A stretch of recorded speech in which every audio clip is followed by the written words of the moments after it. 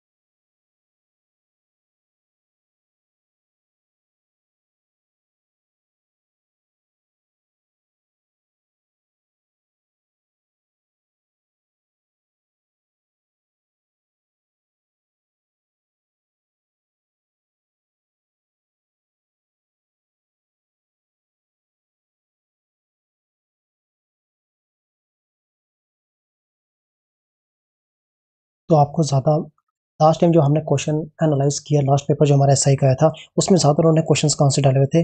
Modern portion से डाले थे। तो इसलिए हम ज़्यादा कोशिश करेंगे कि मॉडर्न पे ज़्यादा फोकस करें। क्योंकि जितना ज़्यादा आप टाइम, क्योंकि अगर किसी भी सब्जेक्ट से आपके किसी भी टॉपिक से ज़्यादा नंबर आए तो सबसे पहले आपका ध्यान होना चाहिए कि आप उस टॉपिक को पहले कंप्लीट करें। उस टॉपिक को आप क्या करें, जितना सा अच्छी तरीके से हो सके उसकी अच्छी तैयारी करें, और बाद में फिर जो जिन टॉपिक से कम क्वेश्चंस आते हैं, जिनका इतना ज़्यादा इंपॉर्टेंस नहीं है, फिर आप उसकी तरफ लास्ट में जाएं। तो एंशंट और मेडिवल से अगर आपको करना हुआ तो मैं आपको लास्ट में 8 से 10 टॉपिक बता दूंगा, उसी के बीच आपका मैक्सिमम हो जाना चाहिए। जैसे कोई इंपॉर्टेंट टॉपिक हो गया, जैसे गुप्ता हो गया आपका, आपका इंडस वैली सिविलाइजेशन होगी एंशंट से, विजयनगर एम्पायर हो गया मेडिवल इंडिया से। इस टाइप के टॉपिक आप क्या कर सकते हो, अगर बाद में आप करना चाहो तो कर सकते हो, लेकिन स्टार्टिंग में आप क्या कर सकते हो? मॉडर्न इंडिया हिस्ट्री से। तो अब हम स्टार्ट करेंगे आज कहाँ से? Modern India. और मॉडर्न इंडिया बेसिकली स्टार्ट कहाँ से होता है? मॉडर्न इंडिया स्टार्ट होता है जब यूरोपियंस पहली बार आए थे। लाइक सबसे पहले जब वास्को द गामा आया था। वास्को द गामा कौन थे? एक पुर्तगीज थे, और वो आए कब थे? 1498 में। इतना आपको पता होना चाहिए। ऐसा नहीं है कि उससे पहले यूरोपियंस आते नहीं थे, क्योंकि यूरोपियंस इंडिया में काफ़ी देर पहले से आना शुरू हो गए थे। क्यों? आपको कैसे पता चलता है? क्योंकि 325 बीसी के आसपास कौन आए थे इधर? इधर आए थे हमारे Alexander the great. Alexander the great. तो यूरोपियंस पहली बार नहीं आ रहे थे, तो फिर इधर ऐसा क्या हुआ जिसके बाद हम बोलते हैं कि यहाँ से मॉडर्न इंडिया स्टार्ट हो रही है? क्योंकि इससे पहले ना, जितने भी हमारे यहाँ पे आते थे, यूरोपियंस आते थे, पुर्तगीज हो गए, हमारे डच हो गए, हमारे फ्रेंच हो गए, या हमारे ब्रिटिशर्स हो गए, अगर कोई भी अगर पहले से पहले आता था तो वो लैंड रूट के थ्रू आते थे। अगर सी रूट का भी यूज करते थे तो वो कहाँ से आते थे? बेसिकली रेड सी से, रेड सी के बीच से होकर वो आते थे। और आप क्या कर सकते हो? आपको मैं मैप दिखाता हूँ, 1 मिनट। दिखाने से अच्छा मैं आपको यहाँ पे बना देता हूँ मैप।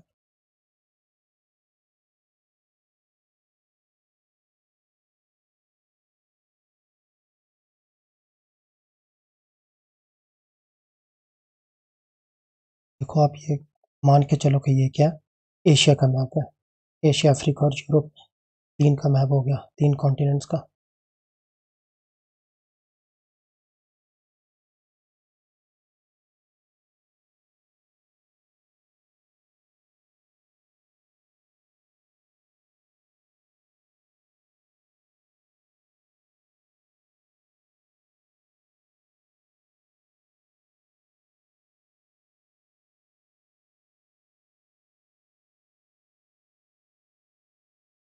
तो ये हमारा कौन सा पोर्शन हो गया? यूरोप का पोर्शन हो गया।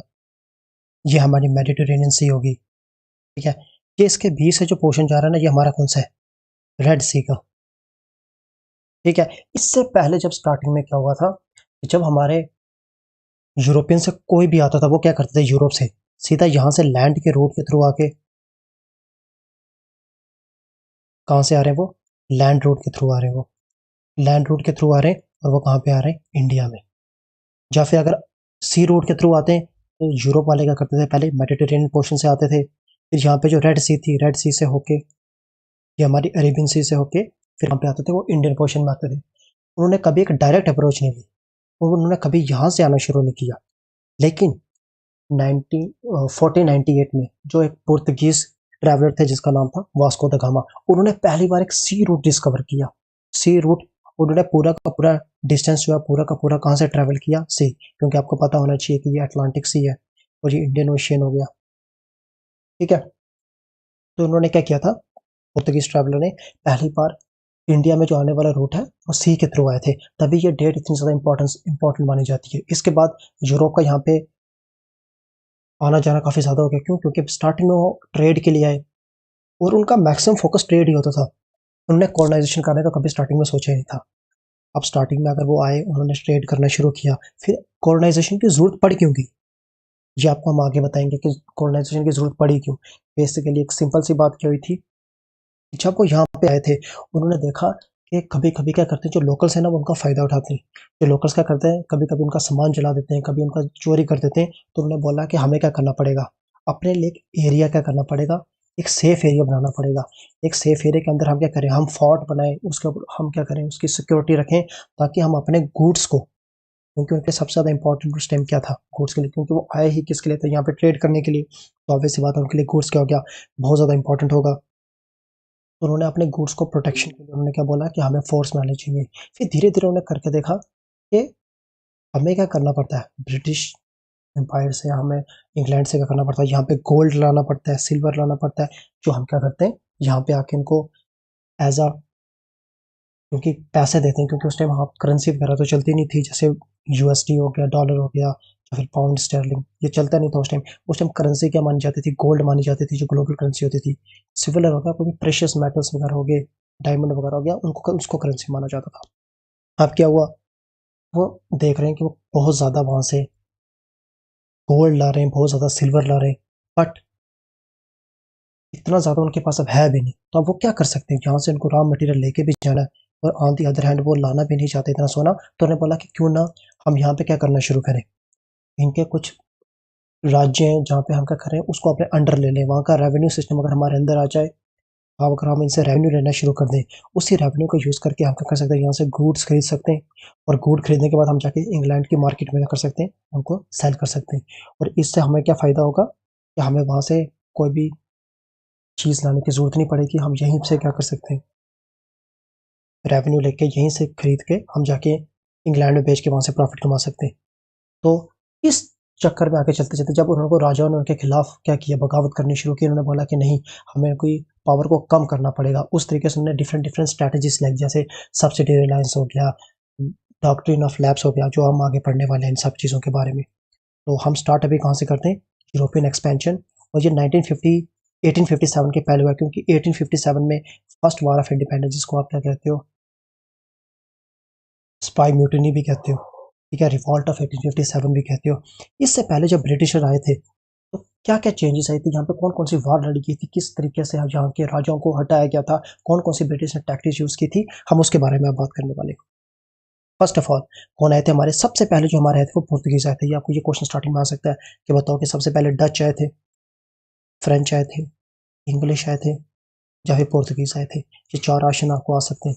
और सबसे पहले कौन आए थे यहाँ पे, पोर्तुगीज, जो कब आए थे, 1948 में यहाँ पहुंचे थे। Quest for the discovery of sea route to India. अब सबसे पहले क्या हुआ कि ये एरिया देखना, कौन सा एरिया, मैं अभी आपको यहाँ पे दिखाता हूँ।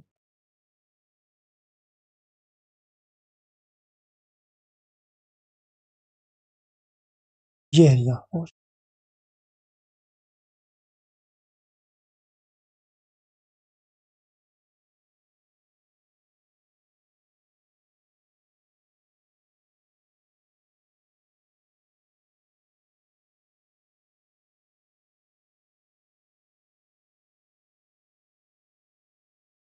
देखो जो ये वाला एरिया था सबसे पहले, जो ये एरिया था ना उस टाइम वहाँ पे कौन थे? कॉन्स्टेंटिनोपल, जब 1453 तक। और यहाँ पे हमारा यूरोप आ गया पूरा। जब यूरोप है यहाँ पे ना काफ़ी ज़्यादा डेवलपमेंट शुरू होगी, जब यहाँ पे प्रोस्पेरिटी आई तो उन्होंने लोगों ने क्या-क्या डिज़ायर की, लग्ज़रियस आइटम जैसे हो के सिल्क की उन्होंने बहुत ज़्यादा डिमांड की। क्योंकि वहाँ पे उस टाइम उसको क्या माना जाता है, एक लग्ज़रियस आइटम माना जाता है सिल्क को, उसके कपड़े ज़्यादा यूरोप में पहने जाते थे और उसकी बहुत ज़्यादा डिमांड थी, उसका प्राइस भी उस टाइम बहुत ज़्यादा था। क्यों? क्योंकि उस टाइम सिर्फ़ एक चाइना था जिसको पता था कि सिल्क को कैसे प्रोड्यूस किया जाता है, तो इसलिए उसकी बहुत ज़्यादा डिमांड हो जाती थी। और साथ ही साथ इंडिया के जो पेपर थे, वो पेपर हो गया, कोई भी मसाले हो गए, किसी टाइप के भी, ठीक है? उनकी बहुत ज़्यादा स्पाइसेस की डिमांड कहाँ पे थी? यूरोप के मार्केट में। और कॉटन हो गया इंडिया का, काफ़ी रॉ मटेरियल ऐसे थे जिसकी यूरोप के मार्केट में बहुत ज़्यादा डिमांड थी। तब तक अभी सी रूट हमारा निकला नहीं हुआ था, बस उस टाइम हमारे कॉन्स्टेंटिनोपल क्या करते थे, यहाँ पे राज करते थे। बट फिर क्या हुआ? फिर एक मुस्लिम राज शुरू हुआ यहाँ पे, जिसको हम क्या कहते हैं, ओटोमन टर्क्स एम्पायर।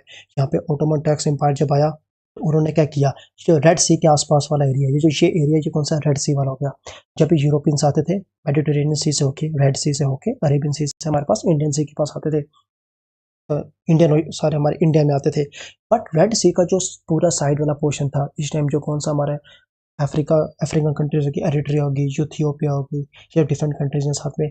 यहाँ पे अरेबियन पेनिसुला है, ठीक है? अरेबियन पेनिसुला में कौन कौन सी कंट्री आ रही है? सऊदी अरेबिया होगी, कुवैत होगी, यूएई होगी। ये कंट्रीज में पहले कौन सा एम्पायर था? Ottoman empire. तो ओटोमैन एम्पायर के बीच से जब रास्ता पूरा निकल रहा है तो ऑब्वियस सी बात है ओटोमैन एम्पायर क्या करेंगे, इस चीज़ का बहुत ज़्यादा फायदा उठाएंगे। तो उन्होंने उनको हाईली क्या किया, ज़्यादा टैक्सेस लगाना शुरू कर दिया। क्यों? क्योंकि अगर वो यूरोपियंस यहाँ से निकल के जाना चाहते हैं, अगर यहाँ से ट्रेड करना चाहते हैं, उनको हाई टैक्सेस देने पड़ेंगे। जब वो ज़्यादा टैक्सेस ले रहे हैं तो यहाँ से जो रॉ मटेरियल यूरोप में जा रहा है उसकी कॉस्ट ऑटोमेटिकली क्या हो जाएगी, इंक्रीज हो जाएगी। तो इसलिए यूरोपियंस ने क्या बोला कि हमें क्या चाहिए, एक अल्टरनेट रूट चाहिए। एक ऐसा रूट हो जो अगर सी के ऊपर हो। सी के ऊपर रूट होने से सबसे बड़ा फायदा क्या है कि सी के ऊपर ना कोई उसका कब्जा कर नहीं सकता है सी को। क्यों? क्योंकि एक सी बहुत वास्ट एरिया है, वहां पे एक लैंड, एक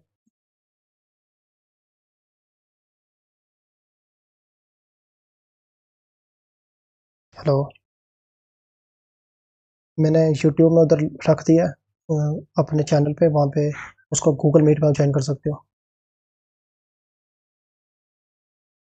हाँ, वहाँ से ज्वाइन हो, उसको लिंक को कनेक्ट करना तो ज्वाइन हो जाओगे।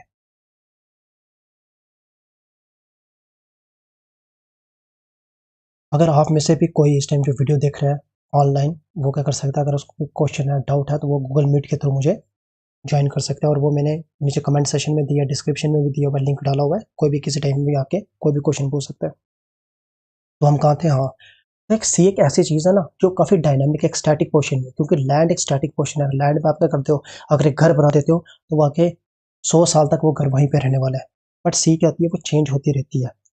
तो इसका मतलब क्या है कि सी के ऊपर ना रूल करना काफ़ी ज़्यादा मुश्किल है। और एक बार अगर हमें इंडिया तक का सी का रूट मिल जाए तो हमें ना किसी को टैक्स देने की ज़रूरत नहीं पड़ेगी। तो हम पूरा का पूरा जो रॉ मटेरियल है विदाउट टैक्स हम क्या कर सकते हैं, यूरोप तक पहुँचा सकते हैं। और जब वो यूरोप तक पहुँचाएँगे तो जितना ज़्यादा प्रॉफ़िट आपको बचेगा, प्रॉफ़िट को मैक्सिमाइज़ कर सकते हो। तभी क्या हुआ, तो उन्होंने ओटोमन टैक्स एम्पायर की जो मोनोपोली थी, देखो, Red Sea trade route was a state monopoly for which Islamic rules and earn tremendous revenue. क्योंकि वो उनके अंडर आता था तो उनको पता था कि सिर्फ ये एक ही रास्ता है जिसके थ्रू क्या किया जा सकता है, ट्रेड किया जा सकता है यूरोपियन नेशन का इंडियन के साथ। तो उन्होंने क्या किया, उसको मोनोपोलाइज कर दिया, उन्होंने हाई टैक्स लेना शुरू कर दिया। Land route to India were also controlled by Arabs. अरब उनको कंट्रोल कर रहे थे। 15th century spirits of renaissance in Europe, क्योंकि उस टाइम वहाँ पे काफ़ी ज़्यादा क्या चल रही थी, वेजेस की बात चल रही थी, क्योंकि वो क्या कहते हैं, यात्रा करना चाहते थे। उनको बहुत ज़्यादा शौक था कि चेक किया जाए कि अर्थ खत्म कहाँ पे होती है। उस टाइम साइंस की काफ़ी ज़्यादा दौर चल रहा था यूरोप में, वो काफ़ी ज़्यादा क्वेश्चनिंग कर रहे थे, वो चर्च को क्वेश्चनिंग कर रहे थे। वो बोल रहे थे अगर प्लानट मूव क्या कर रहे हैं, मूव कर रहे हैं तो कैसे मूव कर रहे हैं, क्या अर्थ कभी खत्म होती है, सन ईस्ट से क्यों उगता है और वेस्ट में क्यों जाके डूबता है। इस टाइप को क्वेश्चन करने शुरू हो गया, हमारी ह्यूमन्स लाइफ का सिग्निफिकेंस क्या है, हमारी बॉडी काम कैसे करती है। इस टाइप के साइंटिफिक क्वेश्चन करना शुरू हो गए थे। Prosperity also grew and with in the demand for oriental luxury goods also increase. अब देखो वहाँ पे प्रॉस्पेरिटी जैसे जैसे इंक्रीज होगी तो उन्होंने क्या किया, डिमांड करनी शुरू कर दी। ओरिएंटल गुड्स क्या हो गया, ओरिएंटल गुड्स वो हैं जो हमारे इंडिया में कोई भी लग्जरी टाइप के गुड्स मिलते हैं, अब कौन कौन से हो गए मैंने ऑलरेडी आपको बता चुका हूँ, मसाला हो गया, रॉ मटेरियल हो गया, जैसे कॉटन, हमारे इंडिया का कॉटन बहुत ज़्यादा अच्छा था। जैसे हमारे यहाँ पे इंडिगो, जो इंडिगो था उससे जब कोई डाई करते थे तो बहुत अच्छा सा कलर आता था, तो उस टाइम इंडिया की इंडिगो की बहुत डिमांड थी। इस टाइप के जो रॉ मटेरियल थे उनकी बहुत ज़्यादा डिमांड थी। तब यूरोप में जैसे प्रॉस्पेरिटी बढ़ रही है, लोग अमीर हो रहे हैं, रिच हो रहे हैं, तो ऑब्वियस सी बात है वो इन चीज़ों की ज़्यादा डिमांड करेंगे, तो वहाँ पर की डिमांड बढ़ रही है। तो क्या हुआ, सबसे पहले ना जो हमारे कौन थे, स्पेन, स्पेन और पुर्तगाल में क्या एक स्टार्ट होगी, एक फाइट शुरू होगी एक तरीके की, आप मान सकते हो। तो उन्होंने देखा कि सबसे पहले कौन एक रास्ता ढूंढेगा इंडिया जाने का, तो स्पेन से पहले कोलंबस आए। कोलंबस ने क्या किया, उन्हें बोला कि मैं इंडिया का रास्ता ढूंढूंगा। ये हमारा क्या था,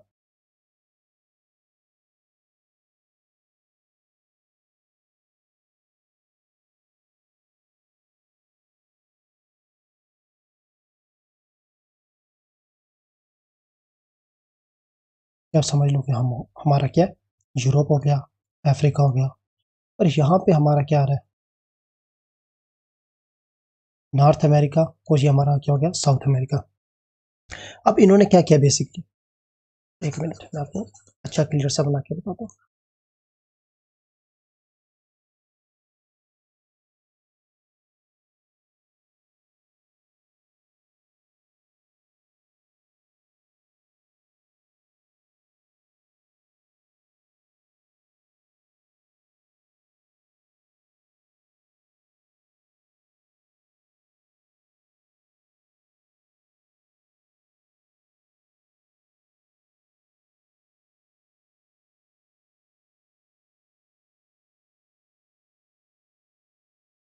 ठीक हो गया, ये हमारा हो गया नॉर्थ अमेरिका, ये हमारा हो गया साउथ अमेरिका, ये हमारा हो गया यूरोप, ये हो गया हमारा अफ्रीका, ये हमारा हो गया एशिया। अब देखो स्पेन यहाँ पे है, पोर्टुगल यहाँ पे है, ठीक है, दोनों कट्ठी कट्ठी कंट्रीज हैं, मेडिटेरियन सी के आसपास है। इन दोनों के बीच एक तरीके का चल गया कॉन्टेंट स्टार्ट हो गया कि सबसे पहले जाके आप इंडिया में कौन का रास्ता कौन ढूंढेगा। तो जो कोलंबस थे वो स्पेन से थे, उन्होंने सबसे पहले क्या बोला कि मैं जाके इंडिया का रास्ता ढूंढूंगा। उन्होंने अपनी शिप ली, यहाँ से आगे जा रहे थे और गलती से उनको रास्ता भूल गए, और वह करते करते करते करते कहाँ पे पहुंच गए, इस एरिया में पहुंच गए, करेबियन आइलैंड के आसपास।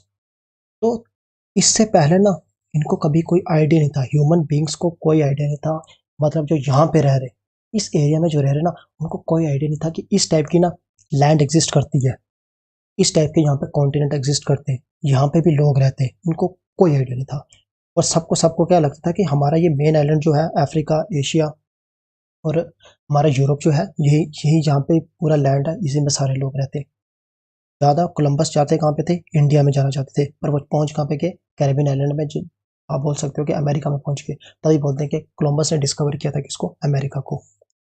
जब कोलंबस यहाँ पे पहुंचे, उसी टाइम वास्को द गामा ने क्या किया, उन्होंने बोला कि मैं इंडिया ढूंढूंगा। तो उन्होंने इंडिया आके कहाँ पे ढूंढा, इस तरफ आके इंडिया को तक पहुंच गए। अब बात क्या आई, अब बात आई एक ट्रीटी की गई, ट्रीटी जिसका नाम क्या था, ट्रीटी ऑफ टॉर्डेसैलस। उस टॉर्डेसैलस में उन्होंने कहा क्या था, बेसिक उन्होंने कहा था कि देखिए ये एक लाइन है, एक इमेजिनरी लाइन उन्होंने दी, और उन्होंने क्या किया, उन्होंने बोला कि पूरा का पूरा जो भी है नॉन क्रिश्चियन वर्ल्ड है, क्योंकि क्रिश्चियन मैक्सिमम यहीं पे इस एरिया में रहते थे, उन्होंने कहा कि जो नॉन क्रिश्चियन वर्ल्ड है इसको हम क्या करते हैं, दो हिस्सों में बाइफरकेट करते हैं। अब उन्होंने बाइफरकेट किया, उन्होंने बोला कि जो वेस्ट का पोर्शन है वो स्पेन के अंडर रहेगा, पोर्तुगीज इस तरफ नहीं जाएंगे, और जो ईस्ट का पोर्शन है वो किसके अंडर रहेगा, पोर्तुगीज के अंडर रहेगा। आप वहां पे जाके ट्रेड कर सकते हो, कुछ भी कर सकते हो, वहां पे स्पेन वाले कोई नहीं आएंगे। तो उस ट्रीटी को क्या कहते हैं, उस ट्रीटी का नाम है ट्रीटी ऑफ टॉर्डेसैलस, जिसमें उन्होंने क्या किया था कि एक नॉन क्रिश्चियन जो वर्ल्ड है उसको उन्होंने दो हिस्सों में डिवाइड कर दिया था, एक वेस्ट रीजन में और एक ईस्ट रीजन में। जो ईस्ट रीजन था उसको पोर्तुगीज क्या करते थे, उनके हिसाब से वहां पे ट्रेड कर सकते हैं, और जो हमारे कौन है,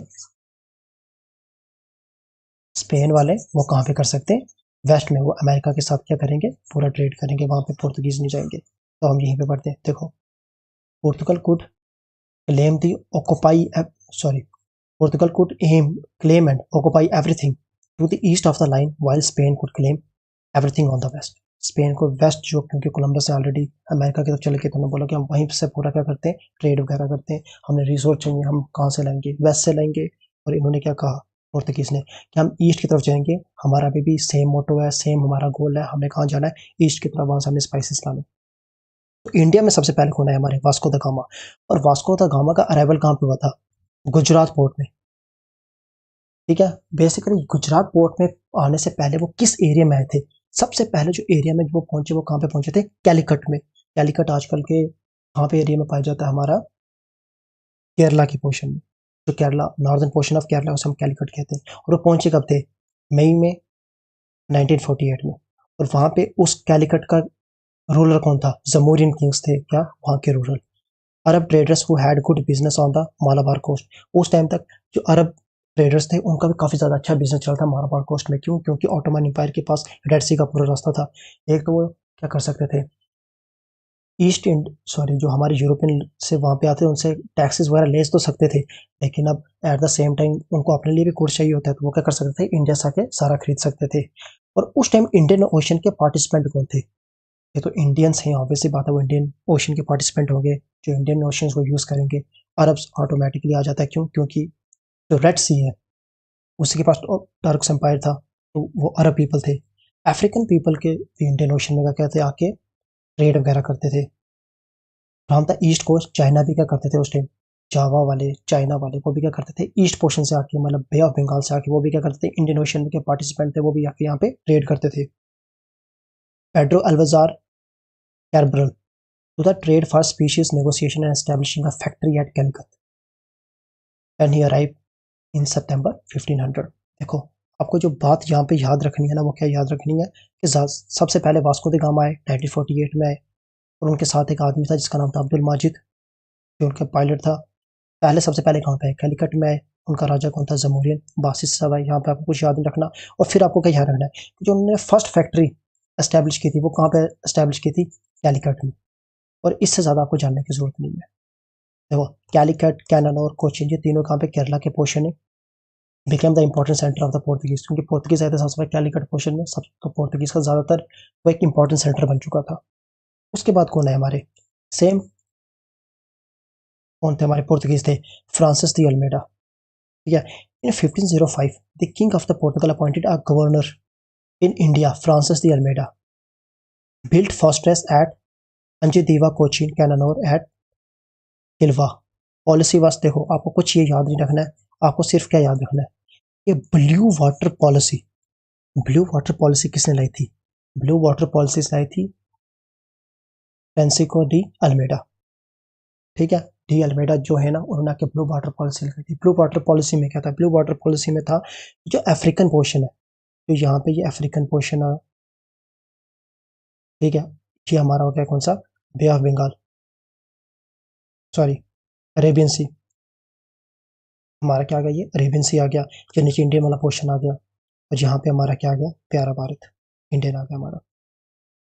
तो ब्लू वाटर पॉलिसी में उन्होंने क्या कहा कि अफ्रीका में यहाँ पे, ठीक है, इस एरिया में, यहाँ पे जो मॉरिशस एरिया, उस एरिया में, इंडिया में, यहाँ पे इस पूरे एरिया को क्या किया जाए, मिलिट्री स्ट्रांग करना है। और मिलिट्री स्ट्रांग कैसे करनी है हमने, यहाँ की नेवी हमने क्या करनी है, स्ट्रांग करनी है। क्योंकि अगर हम इस एरिया में अगर अपनी नेवी स्ट्रांग कर दें, तो ये पूरा का पूरा यहाँ पे जो क्या होने वाला है, रेड होने वाला है, वो हमारे हिसाब से चलने वाला है। तो उन्होंने क्या किया, यहाँ पे अपनी नेवी स्ट्रांग की। जब उन्होंने नेवी स्ट्रांग की, अब देखो अरब यहाँ से आने वाले थे, क्योंकि यहाँ से रेड सी है, तो उन्होंने यहाँ से गुजर के वो इंडिया से क्या कर सकते थे, ट्रेड कर सकते थे। बट अब पोर्तुगीज ने क्या किया कि यहाँ पे अपना स्ट्रांग होल्ड बना दिया।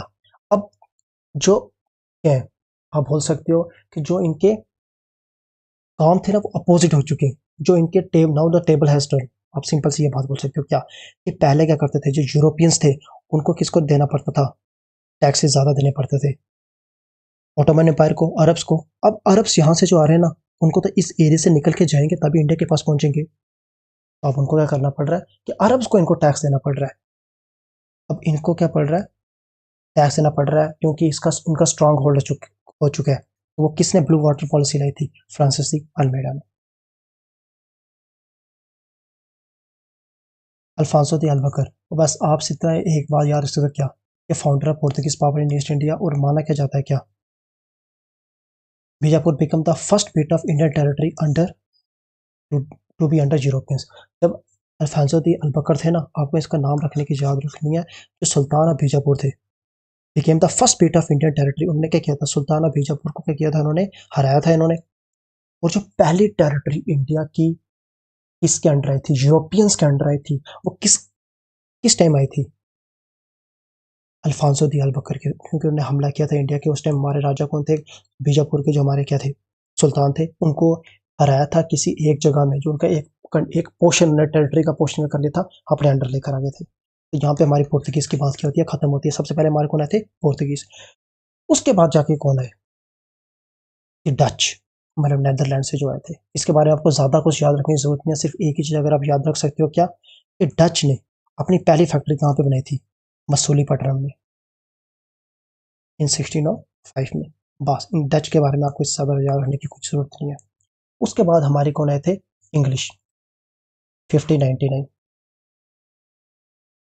विलियम हॉकिंस आए थे सबसे पहले। उन्होंने क्या किया था, दरबार में आए थे किसके, जहांगीर के दरबार दरबार में आए थे। तो उस टाइम ना जहांगीर बहुत ज्यादा परेशान थे, किससे, पोर्तुगीज से। क्यों, क्योंकि पोर्तुगीज ना उस टाइम सिर्फ ट्रेड नहीं करते थे, वो साथ साथ क्या करते थे, जो गुजरात का पोर्ट हो गया, उस वेस्टर्न पोर्शन इंडिया में क्या करते थे, वहां से जो वहाँ के चीफ नोबल्स होते थे, वहाँ पे छोटे छोटे राज्य होते थे, जो किसके सुजरैनिटी के अंडर होते थे, ब्रिटिशर्स की सुजरैन सॉरी, जो मुगल के सुजरैनिटी के अंडर होते थे।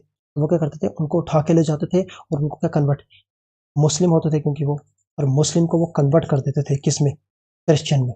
क्यों, क्योंकि उनके जो मिशनरी थे वो काफी हार्डकोर मिशनरी थे, वो ज्यादा से ज्यादा क्रिश्चियन धर्म क्या करते चाहते थे, प्रचार करना चाहते थे। उनका सिर्फ ट्रेड ही मोटो नहीं था, उनका मोटो ये भी था कि क्रिश्चियन धर्म को ज्यादा से ज्यादा फैलाया जाए। तो इस बात से बहुत ज्यादा परेशान कौन थे, तो उस टाइम जहांगीर थे। तो जैसे ही विलियम हॉकिंस आए उनके दरबार में, तो जहांगीर को लगा कि हाँ, एक काम करते हैं, हम इनको इजाजत दे देते हैं, कम से कम इनके बीच कंपटीशन रहेगा, तो ये चीज थोड़ी कम हो जाएगी। और at the same time William Hawkins ने क्या किया, कि विदाउट ट्रांसलेटर उसने क्या किया, कि जहांगीर के साथ बात की, मतलब कि जो जहांगीर की लैंग्वेज है, वो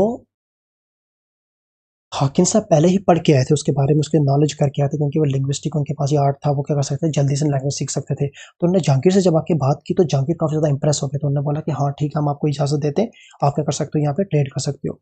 तो इंग्लिश आए कहाँ पे, 1599 में उन्होंने हमारे यहाँ पर आए, तो आप मान सकते हो 1600 तक वो यहाँ पहुंच गए।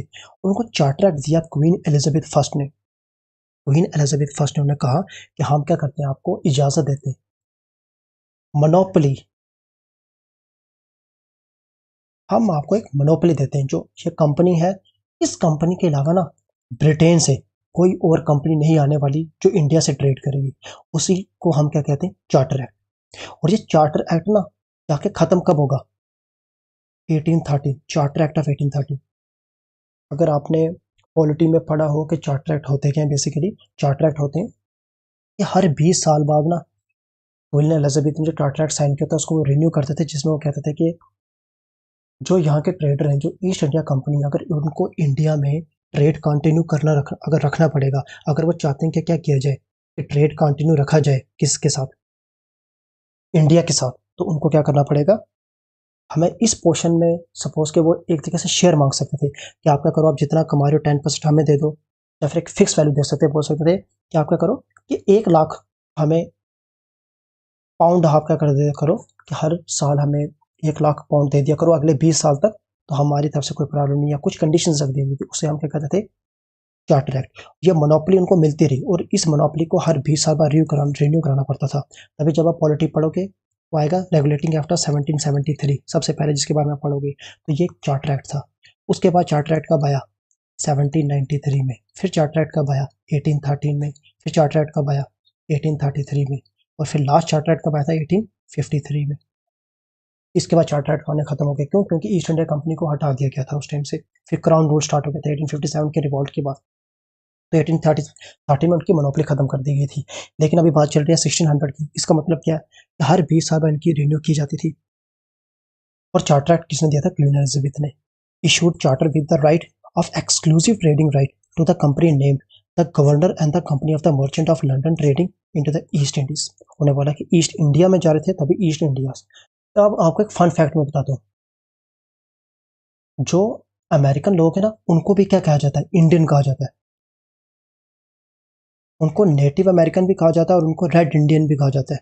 अब उनको इंडियन कहने का रीज़न क्या है? अब उनको इंडियन क्यों कहा जाता है? क्यों? क्योंकि जब वास्को द गामा इंडिया की सर्च में आ रहे थे ना, तो वो अभी मैंने आपको कहा कि वो कहाँ पहुँच गए, अमेरिका में पहुँच गए, तो उनको लगा मैं इंडिया में पहुँच गया हूँ, तो उन्होंने बोला कि हम मैं इसको नाम देता हूँ इंडियन, और ये क्या है, इंडियन लोग हैं।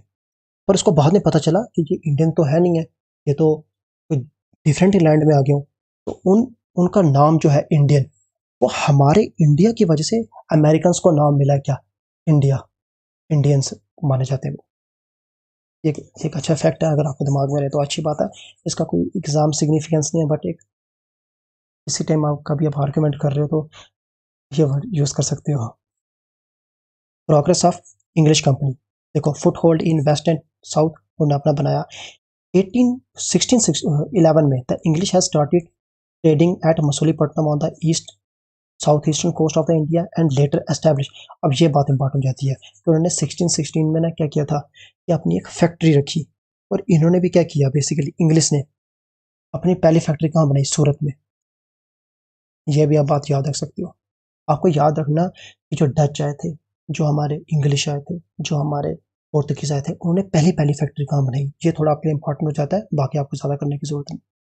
इस्टेब्लिश फैक्ट्री देखो, सूरत में उन्होंने सबसे पहली बनाई, कब, 1613 में। ये इंपॉर्टेंट थोड़ा याद हो गया करने के लिए, ठीक है। In 1615 sir Thomas Roe came as the accredited ambassador of James first to the court of Jahangir, ठीक है। Secure permission to set up factory at Agra, Ahmedabad. आपको याद रखने की कुछ जरूरत नहीं है। अब ये बात आप कर सकते हो, याद रख सकते हो। देखो उस टाइम तक ना जो बॉम्बे था ना, वो ज़्यादातर पुर्तगीज का करते थे, बॉम्बे एरिया से क्या करते थे, ट्रेड वगैरह करते थे। लेकिन Bombay had been gifted to the king Charles by king of Portugal as a dowry when Charles married the Portuguese princess Catherine in 1662। देखो 1662 तक जो बॉम्बे है, वहां पे कौन करता था, ट्रेड वगैरह करते थे, ट्रेड करते थे हमारे पोर्तुगीज। लेकिन जब 1662 में जो हमारे चार्ल्स थे, राजा थे कहाँ के, इंग्लैंड के, ठीक है, उन्होंने किससे शादी की, जो पोर्तुगीज की एक प्रिंसेस थी जिनका नाम था कैथरीन। तो कैथरीन जी जब शादी हो रही थी, तो उनको एज अ डॉवरी में क्या मिला कि आप क्या करो, कि आप ट्रेड करो बॉम्बे से। अब हम पोर्तुगीज क्या करेंगे, ट्रेड नहीं करेंगे बॉम्बे में, हम अपनी वहां से क्या हटा देंगे, फैक्ट्री हटा देंगे, सब कुछ हटा देंगे। अब ये ब्रिटिश से अंदर आ रहा है, और आपको क्या करना पड़ेगा, लीगर से पैसे देने पड़ेंगे आपको, हर साल की पेमेंट क्या देनी पड़ेगी, 10 पाउंड। उस टाइम 10 पाउंड बहुत ज़्यादा होते थे, बट देन अगेन इतनी ज़्यादा वैल्यू नहीं है उसकी, बॉम्बे की बहुत ज़्यादा वैल्यू है। Bombay was made the headquarters by shifting the seat of the western presidency from Surat to Bombay. देखो मैंने से कहा कि आपको पहले बॉम्बे में ज़्यादा जा रहे थे ब्रिटिशर्स, तो जैसे उनको क्या मिली, बॉम्बे बॉम्बे की प्रेसिडेंसी मिली, वहाँ का वो एरियन के अंडर आ गया, क्या करने के लिए, ट्रेड करने के लिए। तो ब्रिटिशर्स ने क्या किया, इंग्लैंड सूरत से अपनी हटा के हेडक्वार्टर उन्होंने कहाँ पे शिफ्ट कर दिया, बॉम्बे में कर दिया। और साथ ही साथ एक गोल्डन फरमान, कभी बात अगर आई ना कि गोल्डन फरमान किसने इशू किया था, वो सुल्तान ऑफ गोलकोंडा ने किया था 1632 में। इन्होंने क्या कहा था कि अगर आप क्या करो, आप हमें एक लंप स्लम, एक क्या कर दो, एक पैसे दे दो, ठीक है, आप हमें क्या कर दो, 500 पगोडास दे दो। तो हम, आप क्या करो, आप पूरे साल के लिए आज़ाद हो, जितना मर्जी आके आप क्या करो, यहाँ पे ट्रेड करो, हमें और कुछ नहीं चाहिए, हम टैक्स नहीं मांगेंगे आपको, आपको हर आइटम के हिसाब से हम पैसे नहीं देने पड़ेंगे, आपको ऐसा नहीं करना पड़ेगा कि आपको जितनी ज़्यादा शिप्स के आप क्या करो, ट्रेड करो, आपको उस हिसाब से क्या करना है, पैसे देने पड़ेंगे, जो आपको हर चीज़ का टैक्स नहीं देना पड़ेगा। आप एक ही बार क्या कर दो, साल का हमें 500 पगोडास दे दो, उसके बाद आप पूरे साल फ्री हो, आपको कुछ पैसा देने की जरूरत नहीं, आप जितना मर्जी क्या करो, ट्रेड कर सकते हो। तो इसका फायदा क्या हुआ फिर, अगर वो एक ही बार 500 रुपया दे रहे, पगोडास दे रहे, इसका फायदा ये हो गया कि जो ब्रिटिशर्स हैं, अगर वो आके इनसे क्या कर रहे हैं, ज़्यादा ट्रेड कर रहे हैं, अगर गोलकोंडा के राजा को सब सिर्फ 500 पगोडाज ही मिल रहे, ज़्यादा नहीं मिल रहे, but at the same time काफ़ी ज़्यादा ट्रेड बढ़ेगा गोलकोंडा में, जितना सारा ट्रेड बढ़ेगा वहाँ के सिटीजन उतना ज़्यादा टैक्सेस दे पाएंगे, उतनी ज़्यादा प्रॉस्पेरिटी आएगी। इसलिए वो चाहते हैं कि हम उनको एक एज दे दें, ब्रिटिशर्स को, जो बाहर के ट्रेडर्स आ रहे हैं उनको एक एज दें, ताकि वो क्या करें, कि ज़्यादा से ज़्यादा ट्रेड कहाँ पे करें, गोलकोंडा में करें। तो in 1698 the English succeeded in getting the permission to buy zamindari of the 3 villages. अब जो पहली बार ना ब्रिटिशर्स ना 3 विलेजेस की जमींदारी, जमींदारी क्या होगी, जमींदारी होगी कि अगर उन विलेजेस से ना आप क्या कर सकते हो, जितना भी पैसा आ रहा है आप क्या कर सकते हो, आप रूल्स बना सकते हो कि हमने क्या करना है, 1/6 ऑफ द रेवेन्यू हमें क्या करना है, हमें चाहिए, या 2/6 ऑफ द रेवेन्यू हमें चाहिए, हमें 25%, अगर आप कोई भी चीज़ उगा रहे हो, कुछ भी कर रहे हो, तो हमें क्या देना पड़ेगा, आपको रेवेन्यू देना पड़ेगा, हमारी ज़मींदारी है। तो उन्होंने क्या किया कि इंग्लिश ने 3 एरिया की ज़मींदारी को खरीद लिया at the payment of rupees 1200 में। 1200 में उन्होंने क्या किया कि 3 जो पहले विलेजेस थे उनकी ज़मींदारी खरीद ली। अब जितना भी रेवेन्यू आता था वो ब्रिटिशर्स को मिलता था और ब्रिटिशर्स वही रेवेन्यू यूज़ करके कर सकते थे, ट्रेड कर सकते थे। और वो पहले 3 विलेज कौन से थे, सतुनिति, गोविंदपुर और कालिकता। ठीक है, ये कोलकाता नहीं है, कोलकाता अलग है, ये कालिकता विलेज है। कोलकाता एक बहुत बड़ी प्रोविंस थी, ठीक है, ये कालिकता, इसलिए याद रखना कि ये 3 विलेजेस का आप नाम रख लो तो बहुत अच्छी बात है। एट द सेम टाइम क्या हुआ, जो फर्रुख सियार थे, अब फर्रुख सियार कौन से हो गए, तो अब हमारे ना जो मुगल थे, जो पावरफुल मुगल थे, जो औरंगजेब तक रहे थे, वो खत्म हो चुके। अब फर्रुख सियार कौन है, जो इनके बाद आने वाले लेटर मुगल से, इनसे पहले कौन आ चुके, बहादुर शाह जफर, जानदार शाह, और जो उसके बाद आके जाके कौन हमारे आए थे, फर्रुख सियार। फर्रुख सियार ने क्या किया था, सिक्योर 3 फेमस फरमान, जिनको हम मांगना काटा भी कहते हैं। उन्होंने क्या बोला कि इन बंगाल, गुजरात एंड हैदराबाद में आप क्या कर सकते हो, ट्रेड कर सकते हो। कैसे, कंपनी को उन्हें बोला कि export and import are exempted from custom duty except annual payment of 3000 rupees. उन्होंने कहा कि आप क्या करो, बंगाल, गुजरात और हैदराबाद में, जब 1715 में उन्होंने मांगना काटा, मान सकते हैं एक तरीका मांगना काटा हुआ है, काफी कॉम्प्रिहेंसिव एक चीज अगर उन्होंने लिख दी, मांगना काटा एक बुक है, इसको हम मानते हैं काफी कॉम्प्रिहेंसिव बुक होगी, जिसमें पूरी उन्होंने डिटेल दी थी, काफी प्रोग्रेसिव चीज मानी जाती है। ठीक है, उन्होंने बोला कि आप क्या करो, अगर हमें आप 3000 रुपीज पर ईयर के हिसाब से दे दो, तो हम क्या करेंगे, आप उसके बाद आप क्या कर सकते हो, जितना मर्जी क्या करो, ट्रेड करो। सपोज उन्होंने सिर्फ ऐसे ट्रेड करने के लिए बोला, उन्होंने बोला कि देखो 5 मिनट के लिए मान लेते हैं मेरा नाम है रक्षित, तो मैंने क्या किया, मैं बंगाल से जाके अब ट्रेड करना शुरू हो गया। अब मैं बंगाल में ट्रेड कर रहा हूँ, मैंने 3000 रुपीज एक ही बार क्या कर दिया, दे दिया, और अब मैं पूरा साल में क्यों, मुझे एक सब्सक्रिप्शन टाइप मिल चुका है कि अगले 1 साल तक मुझे कोई तंग नहीं करने वाला है। अब ऐसा नहीं है कि सिर्फ मैं ही क्या कर सकता हूँ, यहाँ पे 3000 रुपीज दे के ट्रेड कर सकता हूँ। अब मैं क्या करूँगा कि मैं अपना एक फ्रेंड लेके आ जाऊँ। ठीक है, मैं अपना एक फ्रेंड लेकर आ गया, जिसको मैंने क्या बोल सकता हूँ, मिस्टर ए। मेरा फ्रेंड जो मिस्टर है, मैं उसको प्रोवाइड करूँगा एक दस्तक होगा, एक तरीके का आइडेंटिटी कार्ड, जिसके ऊपर लिखा होगा कि ये किसके अंडर काम कर रहा है, रक्षित के अंडर काम कर रहा है। तो अब मैं क्या कर सकता हूँ, ये दस्तक भी इशू कर सकता हूँ, और जब मैं दस्तक इशू कर रहा हूँ, जो मेरे अंडर मिस्टर ए है, अब वो भी क्या, उसको भी क्या मिलेगा, अब वो भी यहाँ पे ट्रेड कर सकता है फ्री में। क्यों, क्योंकि मैंने ऑलरेडी 300,000 रुपीज का कर दिए, पेमेंट कर चुका हूँ। East India company was accepted from the levy of all the duties in Surat on annual payment of 10,000 rupees. अब क्या हुआ कि डिफरेंट डिफरेंट जगह, जब डिफरेंट डिफरेंट जगहों के राजाओं ने देखा कि हाँ, ये जो ब्रिटिशर्स ट्रेड कर रहे हैं, इससे उस जगह की प्रॉस्पेरिटी बढ़ रही है, लोगों को फायदा हो रहा है, तो उन्हें बोला कि हाँ ठीक है, आप क्या कर रहे हैं, अगर हमें ये लोग कम भी पैसे भी दे रहे हैं, बट अगर हमारे जो एम्पायर के लोग हैं, जो हमारे सिटीजन हैं, अगर उनमें प्रॉस्पेरिटी बढ़ रही है, तो ऑटोमेटिकली वो जो टैक्स है वो हमारे पास आने वाला है।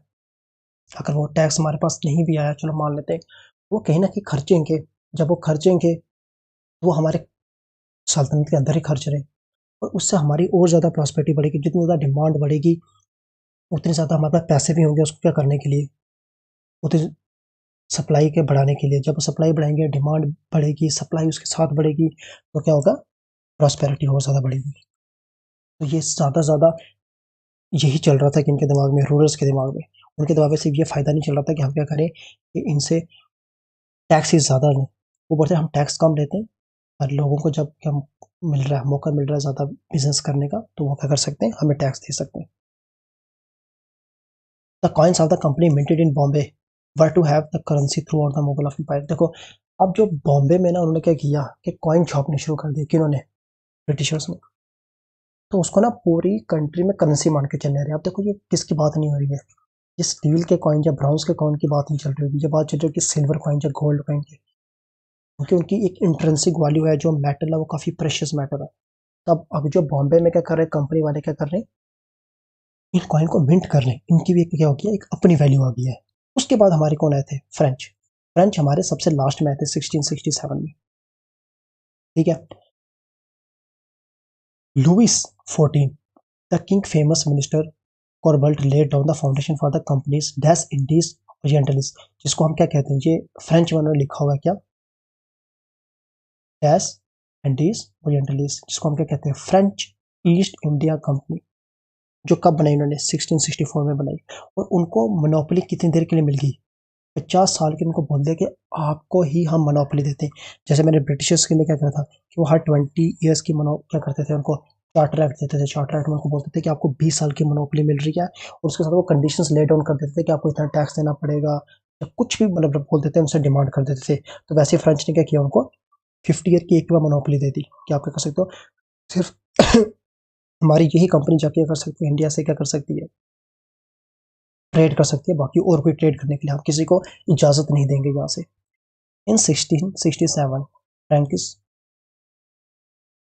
François Caron had the expedition to India setting up of factory in Surat. और उसने भी सबसे पहले फैक्ट्री, देखो इंग्लिश की फैक्ट्री और फ्रेंच की, दोनों की पहली फैक्ट्री कहाँ पे लगी है, सूरत। ये चीज याद रखना, ये इंपॉर्टेंट है। अब देखो, ये जब फ्रेंच यहाँ पे आए, बस इसके बारे में आपको ज़्यादा याद रहने की जरूरत नहीं है, सिर्फ आपको याद रहना कि पहले ने फैक्ट्री यहाँ पे सेट किया। जब फ्रेंच यहाँ पे आए, इंग्लिश यहाँ पे आए, तो at the same time French कहाँ पे भी गए थे और इंग्लिश कहाँ भी गए थे, अमेरिका और साउथ अमेरिका। अब फ्रेंच वहाँ पे भी स्ट्रगल कर रहे थे ज़्यादा से ज़्यादा कॉलोनीज बनाने का।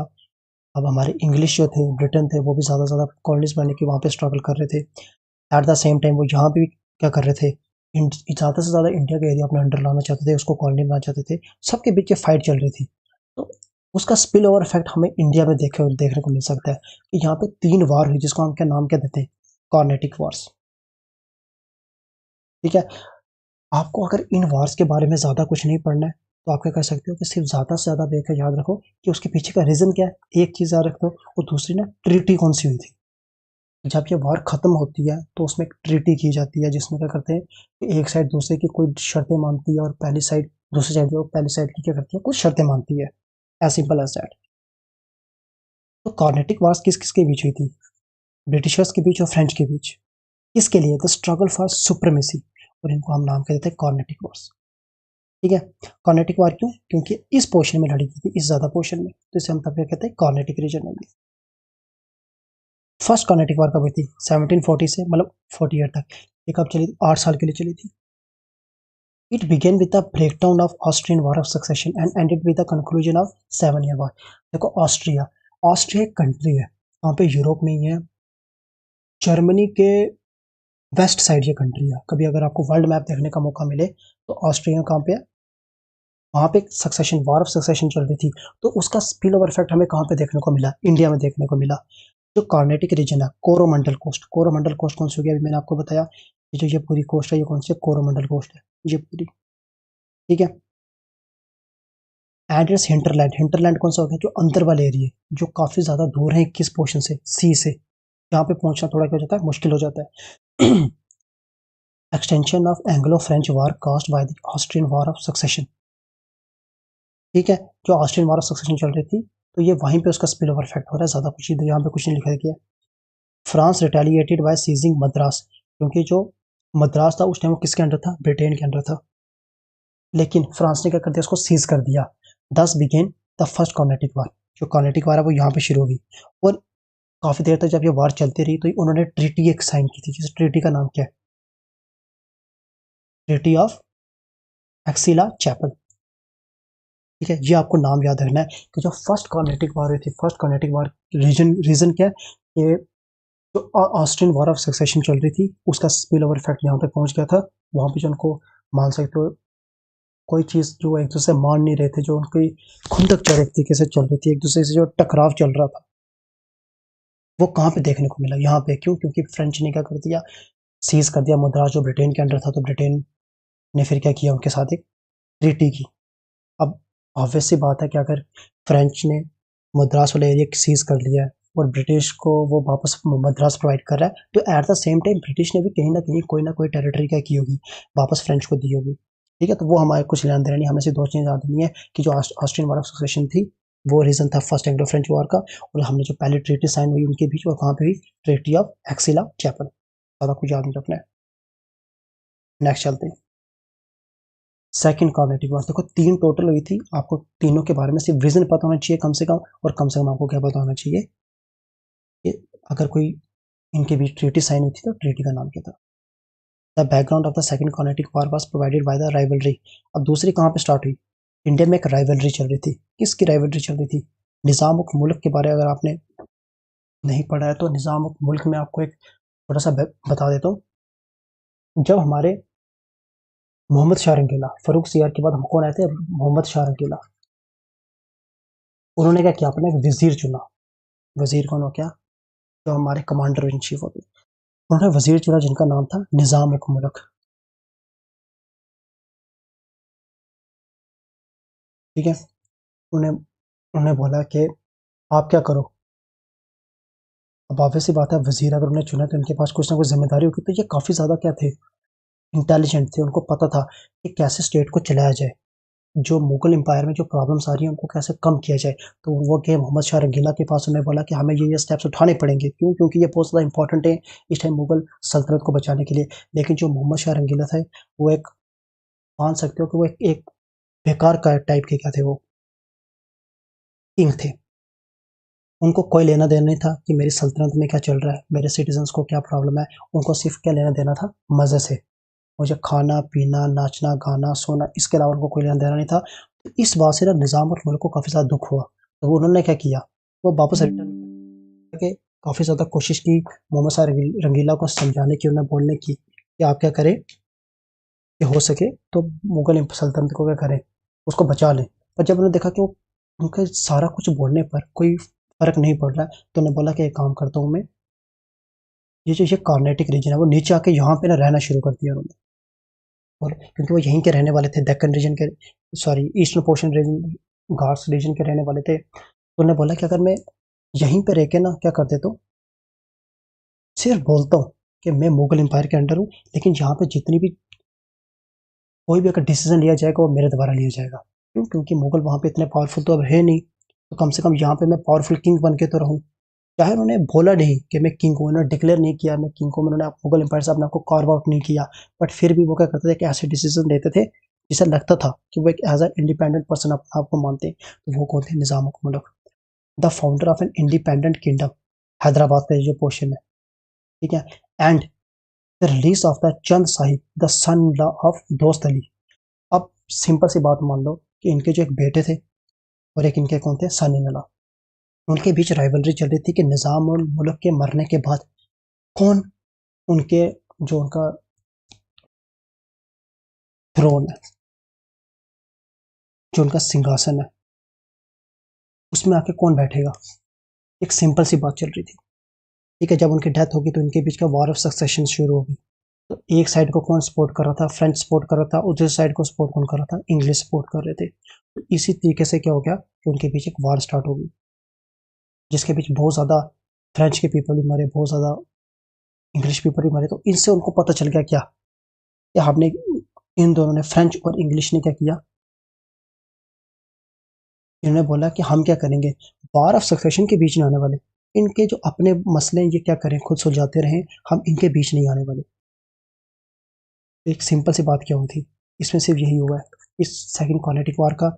इसमें कोई इन्होंने ट्रीटी साइन नहीं की, कुछ नहीं किया, बस सिंपल से क्या हुआ, लास्ट में जब इन्होंने देखा क्या कि इनकी बहुत बेवकूफ़ी की, हम लाइट फाइट में हम बीच फंस चुके हैं, तो इन्होंने क्या अपने आप को वापस पीछे खींच लिया। फिर से एक थर्ड कॉर्नेटिक वॉर हुई थी। वो जो थर्ड कॉर्नेटिक वॉर थी, ये एक डिसाइसिव ब्लो था किसकी तरफ, फ्रेंच के लिए। इसके बाद ना फ्रेंच की पावर इंडिया में उतनी नहीं रही। क्यों, क्योंकि जो ब्रिटिशर्स थे उन्होंने एक तरीके से मान लो कि इनको जड़ से उखाड़ दिया था। इसके बाद उन्होंने ट्रेड किया हमारे साथ फ्रेंच ने, लेकिन उसके बाद इनकी पावर वापस ग्रो नहीं हुई। In 1758 the French army under count de Lally capture English fort. उन्होंने क्या किया कि इंग्लिश फोर्ट था जिसका नाम क्या था, सेंट डेविड एंड फैजाना ग्राम इन 1758। ठीक है, उन्होंने क्या कर दिया, ये फोर्ट को कर दिया, कैप्चर कर दिया। फिर इनके बीच का बैटल ऑफ वांडीवाश। इस बैटल में ना, जो वांडीवाश की बैटल हुई, उसमें किसको विक्ट्री मिली थर्ड कार्नेटिक वार में? इंग्लिश को। तो उन्होंने क्या किया, यहाँ से पूरा का पूरा तख्ता ही निकाल दिया, किसका? फ्रेंच का। और अब यहाँ पे ट्रीटी कौन सी हो रही है? Treaty of Paris.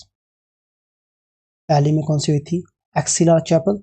दूसरी में कोई ट्रीटी नहीं हुई। तीसरी में कौन सी हुई? Treaty of peace of Paris. आपको इतना कम से कम याद रखना, फर्स्ट कार्नेटिक वार और थर्ड कार्नेटिक वार के बीच का रीजन क्या हो गया, और सेकंड के बीच का रीजन क्या है, रीजन और ट्रीटी कौन सी हो रही है, सिर्फ आपको इतना दिमाग में रखना है, और इससे ज़्यादा आपको इसके बारे में कुछ याद रखने की जरूरत नहीं।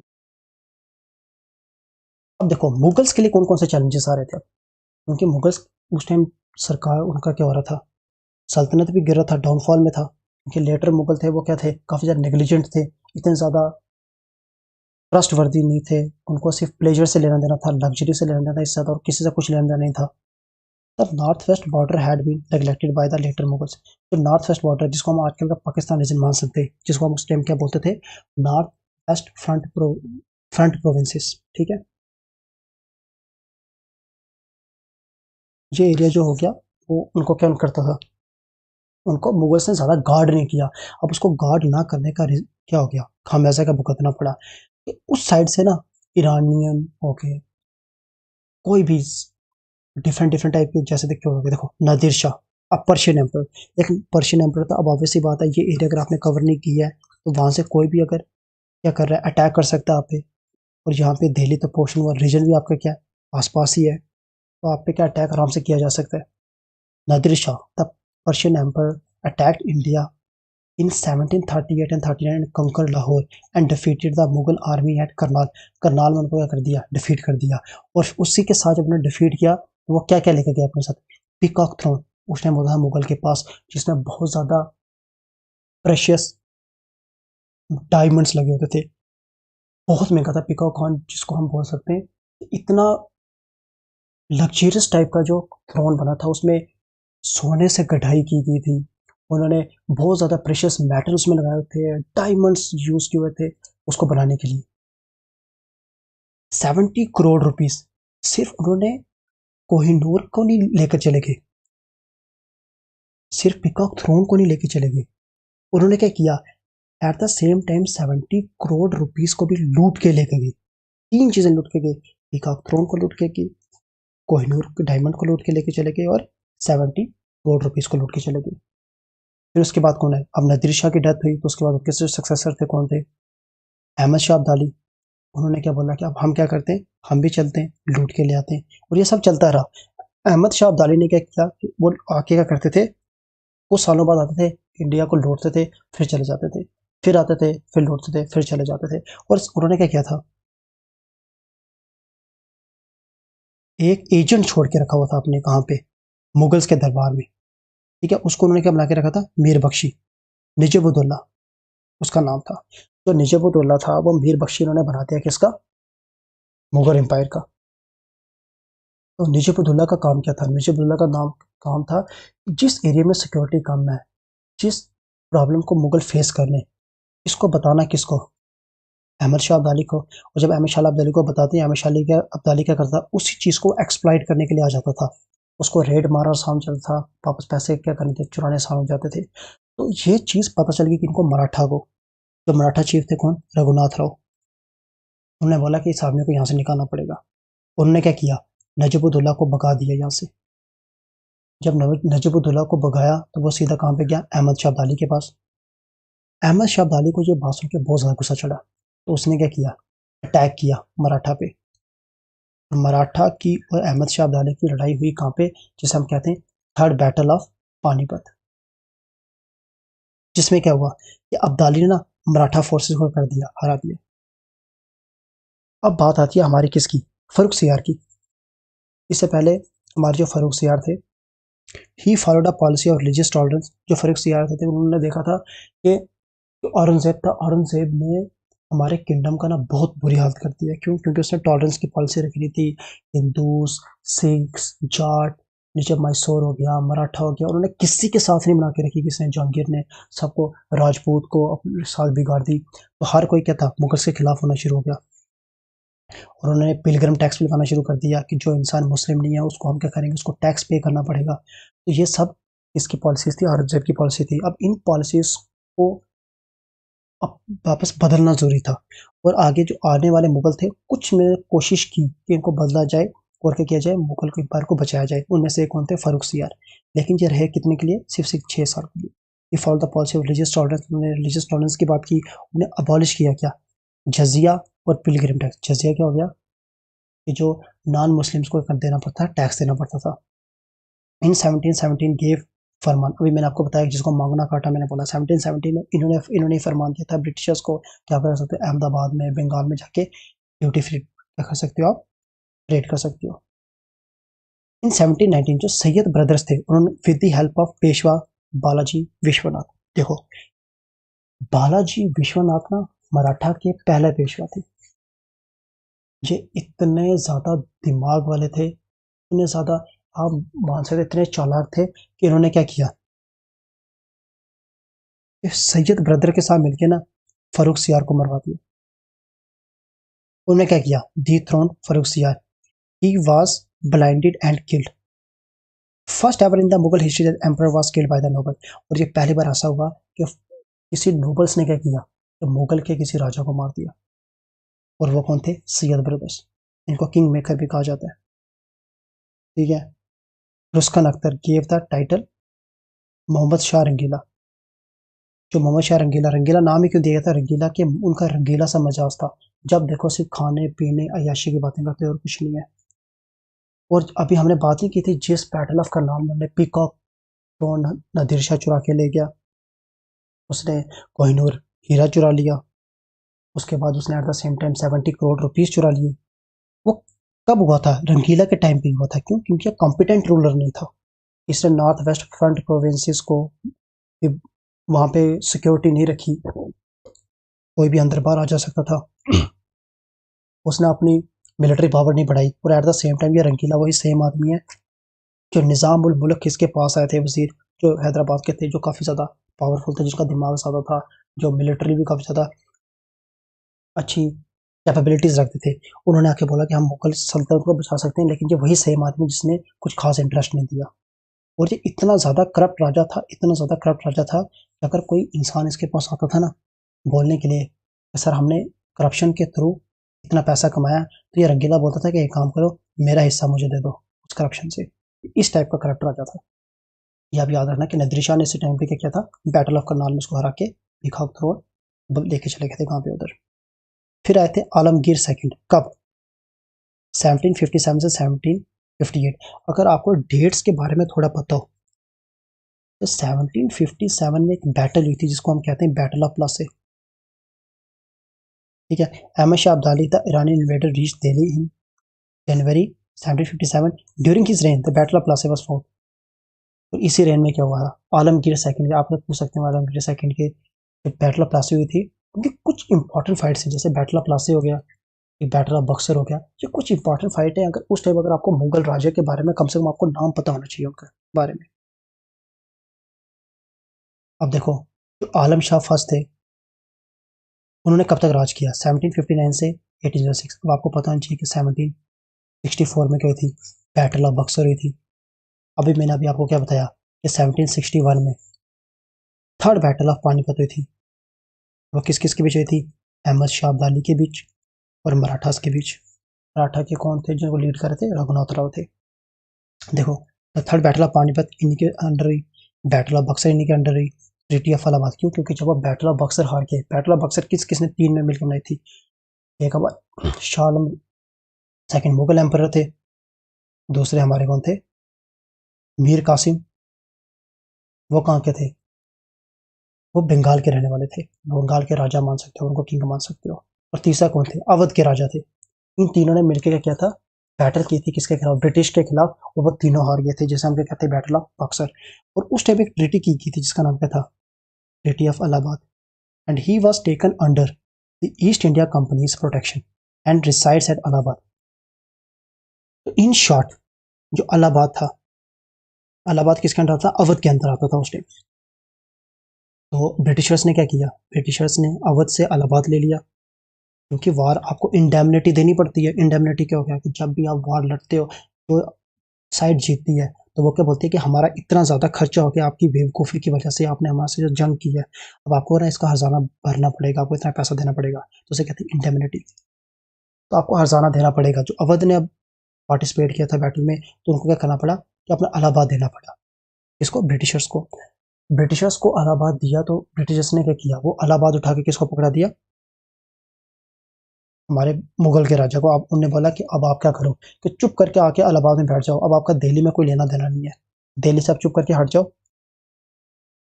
उसी को ट्रीटी ऑफ इलाहाबाद की। ही was taken under the East India company. East India company बोला कि चुप करके आओ, हम आपको प्रोटेक्ट करेंगे, चुप करके इलाहाबाद में बैठे रहो। He also issued a farman granting to the company's the perpetuity of Diwani. अब उन्होंने क्या बोला? At the same time Awadh से उन्होंने ले लिया, अवध से उन्होंने क्या लिया? इलाहाबाद लिया। चलो अवध ने क्या कर दिया? जो देना था दे दिया। अब मुगल राज्य से क्या लिया जाएगा? मुगल राज्य से उन्होंने क्या किया? एक फरमान साइन करवाया। उन्हें बोला कि बंगाल, बिहार, उड़ीसा, इन तीनों के ना दीवानी राइट्स हमें दे। दीवानी राइट्स क्या हो गया? ये रेवेन्यू इकट्ठा करने के राइट्स, क्योंकि यहाँ से जितना भी रेवेन्यू पहले होता था वो मुगल एम्पायर के लिए जाता था, अब वो मुगल एम्पायर के लिए जाएगा, वो ईस्ट इंडिया कंपनी के पास आएगा, हम उसके के ऑनर है। तो आप ब्रिटिशर्स क्या कर सकते हैं? जितना वो यहाँ से रेवेन्यू कलेक्ट करते थे, अब वो कर सकते थे उसको यूज़ करके इंडिया से रॉ मटेरियल भी खरीद सकते थे। एट द सेम टाइम उसी एरिया की जो रॉ मटेरियल वो ले भी सकते थे, और उसी रॉ मटेरियल को क्या कर सकते थे? वो ईस्ट इंग्लैंड में बेच के वहाँ से भी प्रॉफिट कमा सकते थे। तो ब्रिटिशर्स ब्रिटिशर्स के लिए विन विन सिचुएशन हो गई। फिर हमारे एक और राजा थे जिनका नाम था अकबर सेकंड। अकबर फर्स्ट नहीं, अकबर सेकंड। अकबर सेकंड कब आए थे? 1806 1837 में। इन्होंने क्या किया था? टाइटल दिया था। जो हमारे एक रिफॉर्मिस्ट थे जिनका नाम था राजा राम मोहन राय। राजा राम मोहन राय 1930 1835 के आसपास कहाँ जा रहे थे? ब्रिटेन में जा रहे थे। तो अकबर ने क्या किया? अकबर सेकंड ने उन्हें टाइटल दिया राम मोहन को। राम मोहन को क्या टाइटल दिया? राजा का। उन्हें बोला कि हम आपको राजा का टाइटल देते हैं, तभी राम मोहन राय का नाम क्या? राजा राम मोहन राय। किसने उनको टाइटल दिया था? अकबर सेकंड ने। अब इसके पीछे काफ़ी फनी स्टोरी है कि उन्होंने राजा राजा का टाइटल दिया क्यों अकबर को? बेसिकली जब उन्होंने सुना कि राम मोहन राय कहाँ जा रहे, इंग्लैंड में जा रहे हैं, तो अभी तक ना, मैंने आपको क्या कहा, शाह आलम ने क्या किया? उसको इलाहाबाद में क्या कर दिया? अपनी प्रोटेक्शन के अंदर लेके आ गए। कौन प्रोटेक्शन के अंदर लेके आ गया था? East India company. तो अकबर भी अब इनके जाने के बाद आ गया। अकबर ने क्या किया? वो होश संभाली, अब इनकी जगह वो आके बैठे हुए हैं। तो इनकी एक टाइप की ना पेंशन लग चुकी थी। अब ये राजा राजा नहीं माने जा रहे, तो इनकी एक पेंशन लगी हुई थी। अब इनको हर महीने का क्या दिया जाता था? कुछ पैसे दे दिए जाते थे। जब उनको पता चला कि राम मोहन राय क्या कर रहे हैं, जा रहे हैं कहाँ पे? इंग्लैंड में जा रहे हैं, तो इन्होंने क्या किया? उसको टाइटल तो दिया कि राजा का टाइटल दे। तो उसके बाद टाइटल देने के बाद इन्होंने बोला कि राम मोहन एक काम करना, जब आप उधर जा ही रहे हो तो आप क्वीन से मिलके कम से कम उनको बोलना कि जो अकबर है उसके लिए ना ये पेंशन बहुत कम पड़ रही है, तो हो सके ना तो थोड़ी सी पेंशन बढ़ा दीजिए। ये राजा देने का टाइटल के पीछे ऐसा नहीं है कि वो काफ़ी ज़्यादा इंप्रेस हो गए थे। उन्हें बोला कि आप बहुत अच्छा काम कर रहे हो सोसाइटी के लिए। उनको सिर्फ अपनी पड़ी थी। उन्हें बोला कि थोड़ी सी पेंशन बढ़ जाए तो मेरे लिए अच्छा हो जाएगा। फिर उसके बाद लास्ट जो मुगल एम्पर आए वो कौन से? बहादुर शाह। बहादुर शाह कब से कब तक आए थे? 1837 से 1857। 1857 एक और डेट है जो इंपॉर्टेंस आती है, वो किसके लिए? Revolt of 1857। ठीक है। और इसके बाद क्या कर दिया था? जब उन्होंने रिवॉल्ट किया मुगल एम्पर, क्योंकि हर कोई क्या करता, मुगल एम्पर के अंडर आ गया था, उन्होंने बोला कि हम क्या करते हैं, in the suzerainty of Mughal empire, हम क्या करते हैं, ब्रिटिशर्स को हम बाहर निकालेंगे। तो जब सब के सब हार गए, झांसी की रानी हार गई, तांत्या टोपे हार गए, जो जितने भी सोल्जर्स थे, मंगल पांडे के सारे सोल्जर्स जब हार गए, तो हमारे उस टाइम राजा कौन थे? बहादुर शाह। और उस टाइम बहादुर शाह को क्या कर दिया? उन्हें बोला कि भाई अब रुक जाओ, अब हम आपको पेंशन नहीं दे पाएंगे। अभी तक हम आपको पेंशन तो दे रहे थे, पर हम आपको पेंशन दे रहे हो, अब हमारे खिलाफ ही जंग लड़ रहे हो। तो Bahadur Shah Zafar the last Mughal emperor captured by the English and sent to Rangoon. Rangoon किसको कहते हैं? जो आजकल आप इसको क्या कहते हैं, म्यांमार कहते हैं। उसको वहां पे भेज दिया और वहीं पे जाके वो 1862 में जाके वो मर गए। Mughal emperor came to an end on November 1 1858। 1858 में क्या हो गया था? 1858 में ईस्ट इंडिया कंपनी का रूल खत्म हो गया। ईस्ट इंडिया कंपनी का रूल खत्म हुआ और किसका रूल आ गया? रूल आ गया क्राउन रूल। इसके बाद हमारा क्राउन रूल स्टार्ट होता है, ठीक है। और उसके बाद हम बात करते हैं क्या? अब बात आती है बैटल ऑफ प्लासी की, जो कब हुई थी? 1857 में थी। देखो, द बैटल ऑफ प्लासी,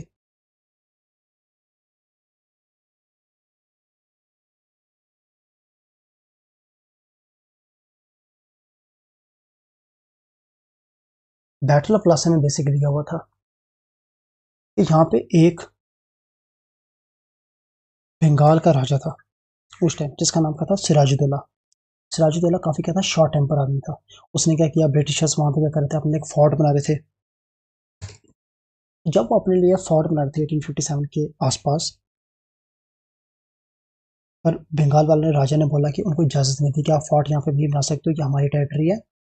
पर ब्रिटिशर्स ने बोला कि आपके जो यहाँ पे लोकल लोग हैं वो हमारा सामान जा देते हैं, हमारी अपने प्रोटेक्शन के लिए बना रहे हैं, लेकिन उनको इजाज़त नहीं दी गई। तो उन्होंने क्या किया?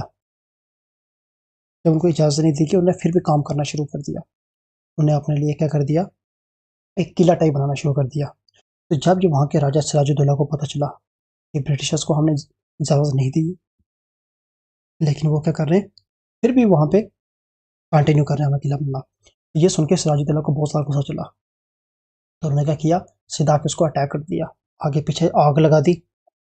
और जो धुएं की वजह से ना, सफोकेशन की वजह से 123 of them are died in suffocation. 146 member कहाँ पे थे? उस किले के अंदर थे, उस एक टाइनी रूम के अंदर थे। और जब आगे पीछे उन्हें आग लगा दी, अंदर धुआं जाना शुरू हो गया, तो सफोकेशन की वजह से 123 लोग हो गए, मर गए। उस ट्रेजेडी को, 123 लोगों के मरने को नाम क्या दिया गया? Black hole tragedy. और इसी की वजह से अब आगे जाके क्या होने वाली है? बैटल ऑफ प्लासी होने वाली है। The battle, the arrival of strong forces under the command of Robert Clive, forged a secret alliance with the traitor of the Nawab। अब देखो, जो मीर जाफर है, एक आदमी है मीर जाफर, जो कौन है? इसका सेनापति बोल सकते हो। किसका? सिराजुद्दौला का। तो मीर जाफर है, वो सेनापति था सिराजुद्दौला का। तो उसकी काफी उसकी भी हसरत थी, वो भी चाहता था कि वो क्या बने? किंग बने। तो जब रॉबर्ट क्लाइव आए, रॉबर्ट क्लाइव उस टाइम के कमांडर इन चीफ थे, तो उन्होंने क्या किया कि रॉबर्ट क्लाइव ने बोला, ब्लैक और ट्रेजेडी के बाद ऑब्वियस सी बात है कि उनको कुछ ना कुछ तो स्टेप लेने थे, इतने लोग मर चुके हैं। तो अब उन्होंने भी बंगाल में किसी न किसी को तो सजा भुगतनी पड़ेगी ना, उसका कॉन्सिक्वेंसेस झेलने पड़ेंगे। तो उन्होंने क्या किया कि मीर जाफिर के पास गए, मीर जाफिर को बोला कि अगर आप क्या करते हो, मेरी हेल्प करते हो सिराजुद्दौला को मारने में, तो हम क्या करेंगे? सिराजुद्दौला को हटा के किंग एजा, तो हम आपको किंग बना देंगे, तो आप फिर ऐशी करो आप। तो आप हम हमारे को आप थोड़ा सा फायदा दे सकते हो, तो हम आपको बता देंगे आपने हमने हल्के हल्के कौन से फायदे देने, इससे ज्यादा आपको कुछ करने की जरूरत नहीं है।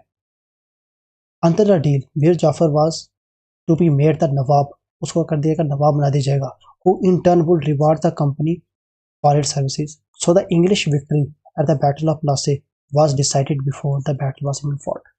क्योंकि अगर आपका कमांडर इन चीफ, जो आपके सोल्जर्स को गाइड करने वाला, अगर वो पहले ही बिक चुका है, तो ऑब्वियस सी बात है कि बैटल तो स्टार्ट होने से पहले ही आप हार चुके हो, आपको करने की जरूरत भी नहीं है। बस जो सिराजुद्दौला था उसका मर्डर कर दिया गया। किसने मर्डर किया? मीर जाफर के बेटे ने, जिसका नाम था Miran. Mir Jafar became the Nawab of the Bengal. He gave a large sum of money plus the zamindari of 24 परगानास of to the English। उसने क्या किया? कुछ पैसे दिए, कुछ जमींदारी दे दी, सिंपल सी बात। वो जो battle of Plassey had a political significance for its laid the foundation of the British Empire in India। जो हम बोलते हैं ना ब्रिटिश रूल, जो सही ब्रिटिश रूल स्टार्ट हुआ, जहाँ से ब्रिटिश एम्पायर स्टार्ट हुआ, वो कहाँ से स्टार्ट हुआ? Battle of Plassey. ये बैटल ऑफ प्लासी आपके इतनी ज़्यादा इंपॉर्टेंट हो जाती है, इसके बारे में आपके थोड़ा बहुत पढ़ लीजिए। It has been rightly regarded as the starting point of British rule in India.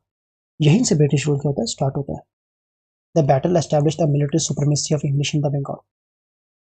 उसके बाद क्या हुआ कि उन्होंने देखा कि जो मीर जाफर थे, जिनको आपने क्या कर दिया? नवाब बना दिया, वो हमें उतना ज़्यादा पैसा, जितना उन्होंने हमें प्रॉमिस किया था, उतना ज़्यादा पैसे दे नहीं पा रहे, इनकी एफिशिएंसी उतनी ज़्यादा नहीं है। तो एक मीर कासिम है जो उनके सन इन लॉ थे। तो वो गए ब्रिटिशर्स के बाद में बोला, जो जो आपकी डिमांड है मीर जाफर पूरे नहीं कर पा रहे हैं, अगर आप मुझे राजा बना दो, मुझे नवाब बना दो, मैं आपकी वो डिमांड सारी पूरी करवा दूंगा। तो कंपनी ने बोला ठीक है, अगर आपसे मिलता तो आपसे आप ही सही। तो उन्होंने क्या किया, Mir Qasim the son in law of Mir Jafar the company signed in 1760। उन्होंने बोला कि आप क्या करो कि हम क्या करते हैं, मीर जाफर को पेंशन देना शुरू कर देते हैं, तो मीर कासिम को हम नवाब बना देंगे।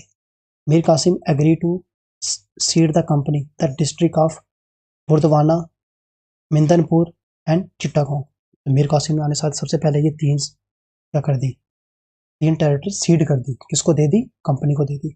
The company would get half of the share of chunam trade of Sylhet. ये जो एरिया है उसका जितना भी ट्रेड होता है, हाफ किसके पास जो शेयर है वो किसके पास चल जाएगा, कंपनी के पास चला जाएगा। मीर कासिम, ये आपको याद रखने की कोई जरूरत नहीं है। Mir Qasim agree to pay the of standing dues of the company. जितना भी पैसा, जब लड़ रहे थे, कौन लड़ रहे थे, हमारे, जब लड़ाई हुई थी किसकी, बैटल ऑफ प्लासी हुई थी, जब मीर जाफर ने बोला था कि हम आपके साथ लड़ेंगे, हम आपको पैसा देंगे, तब से वो पैसा अपना जितना वो कंट्रीब्यूट देना चाहते वो अब तक दे नहीं पाते। तो मीर कासिम ने जो आउटस्टैंडिंग जो जितना पैसा रहता था वो सारा उनको दे दिया। Mir Qasim promise to pay the sum of 5 lakh towards financing the company's war effort in southern India. और एट द सेम टाइम मीर कासिम ने उनको एक्स्ट्रा 5 लाख रुपीज भी दिए। क्यों, क्योंकि उस टाइम ब्रिटिशर्स की जो चल रही थी, साउथ इंडिया में भी लड़ाई चल रही थी, मैसूर के खिलाफ चल रही थी, हैदराबाद में भी थोड़ी बहुत चल रही थी, उससे भी उनको लिए, उनको क्या दिया, 5 लाख रुपीज भी प्रोवाइड किए। It was agreed that Mir Qasim enemies were the company's enemies and his friend were the company's friend. तो मीर कासिम को ये बात यकीन दिलाया गया कि अगर कोई भी कंपनी का एनिमी है जो आप, तो वो आपका एनिमी है, और अगर कंपनी का कोई दोस्त है तो वो आपका दोस्त है। It was agreed that the tenant of the nawab territory would not be allowed to settle in the land of the company and vice versa. ठीक है। अब जो हमारे मीर जाफर थे उनको क्या किया गया, उनको हर साल 1500 की क्या मिलनी जाएगी, पेंशन मिलेगी। Mir Qasim shifted the capital from, लेकिन जो मीर कासिम थे ना, वो ना मीर जाफर की तरह नहीं थे, एक टाइप की कठपुतली नहीं। वो अपना एफर्ट उन्होंने खुद लिया। उन्हें बोला कि जिस जगह में ब्रिटिश इंटरफेयर करते थे उनको बिल्कुल पसंद नहीं था, वो कुछ ऐसा एफर्ट करते थे जिससे क्या किया जाए, इक्वालिटी टाइप की आ सके। क्यों, क्योंकि ब्रिटिशर्स ने बोला कि इस एरिया में हम क्या करेंगे, ड्यूटी फ्री टैक्स करेंगे। तो मीर कासिम ने बोला कि ठीक है, हम ब्रिटिशर्स को ड्यूटी फ्री टैक्स करने दे रहे हैं, पर जो हमारे लोकल पीपल हैं हम उनसे टैक्स ले रहे हैं, जो उनके लिए ना फायदेमंद नहीं है। तो हम क्या कर सकते हैं कि जो हमारे लोकल्स हैं उनसे भी टैक्स लेना बंद कर देते हैं। और ये बात किसको पसंद नहीं आई, ऑब्वियसली बात है ब्रिटिशर्स को नहीं, क्योंकि उनको सस्ते में नहीं मिल रहा है। तो मीर कासिम ने सबसे पहले काम क्या किया, shifted the capital from Murshidabad to Munger in Bihar. अब ये ऐसा करने का रीजन क्या था, the move was taken to allow the safe distance from the company at Calcutta. क्योंकि कंपनी का ज़्यादा इन्फ्लुएंस कहाँ पे था, कलकत्ता में। तो मुर्शिदाबाद से, मुर्शिदाबाद में करने का, अपना मुर्शिदाबाद से हटा के बिहार में ले जाने का सबसे बड़ा क्या रीज़न था, ये रीज़न था कि कंपनी से जितना ज़्यादा डिस्टेंस में रहा जा सके उतना अच्छा है।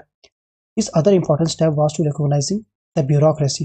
उसने क्या किया कि रीऑर्गेनाइज किया, किसको, ब्यूरोक्रेसी को। उसने ब्यूरोक्रेटिक रिफॉर्म्स थोड़े से लाए। उसने बोला कि हम सिर्फ कंपनी के हिसाब से नहीं चलेंगे, हम अपने हिसाब से चलेंगे, हमें जो एफर्ट लेने, हमें जो चेंज लाना है, हमने अपने सिटीजन्स के बारे में सोचना है, ना कि सिर्फ कंपनी के बारे में सोचना है। हम उनको फ़ायदा ज़रूर दे रहे हैं, हम उनको बता रहे हैं कि आपने हमसे इतना पैसा मांगा था, इतने ज़्यादा आप टैक्स मांगते हो, हम आपको प्रोवाइड कर देंगे यार, बट हमने एट द सेम टाइम अपने सिटीजन्स के बारे में भी सोचना है।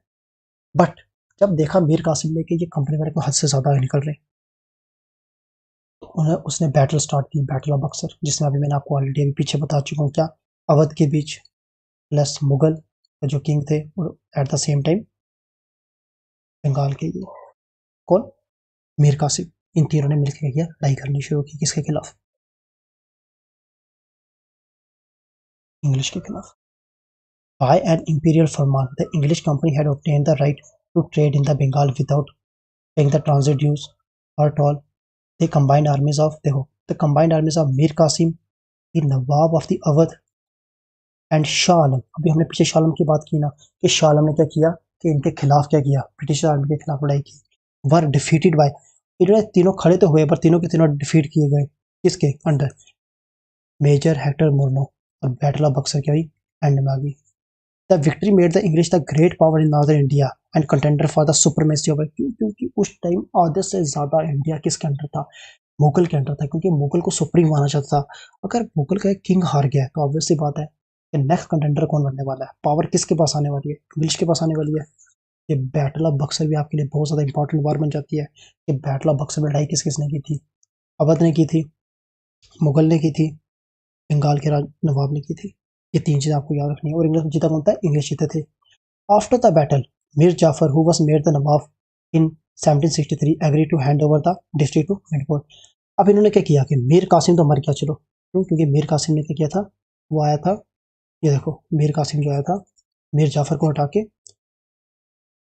उसने लड़ाई की, कंपनी ने उसको मार दिया, और उसकी जगह वापस से जो मीर जाफर था ना, पुराना वाला, उसको फिर नवाब बना दिया। उसने बोला कि हटाओ मीर कासिम को, तो मर ही चुका है वैसे, तो बैटल के साथ मीर जाफर को कर दिया, उन्होंने नवाब बना दिया। और उसको क्या कर दिया, डिस्ट्रिक्ट ऑफ मिंडपोर, बुर्दवाना, चिटागोंग तो eastern company for maintenance of the army.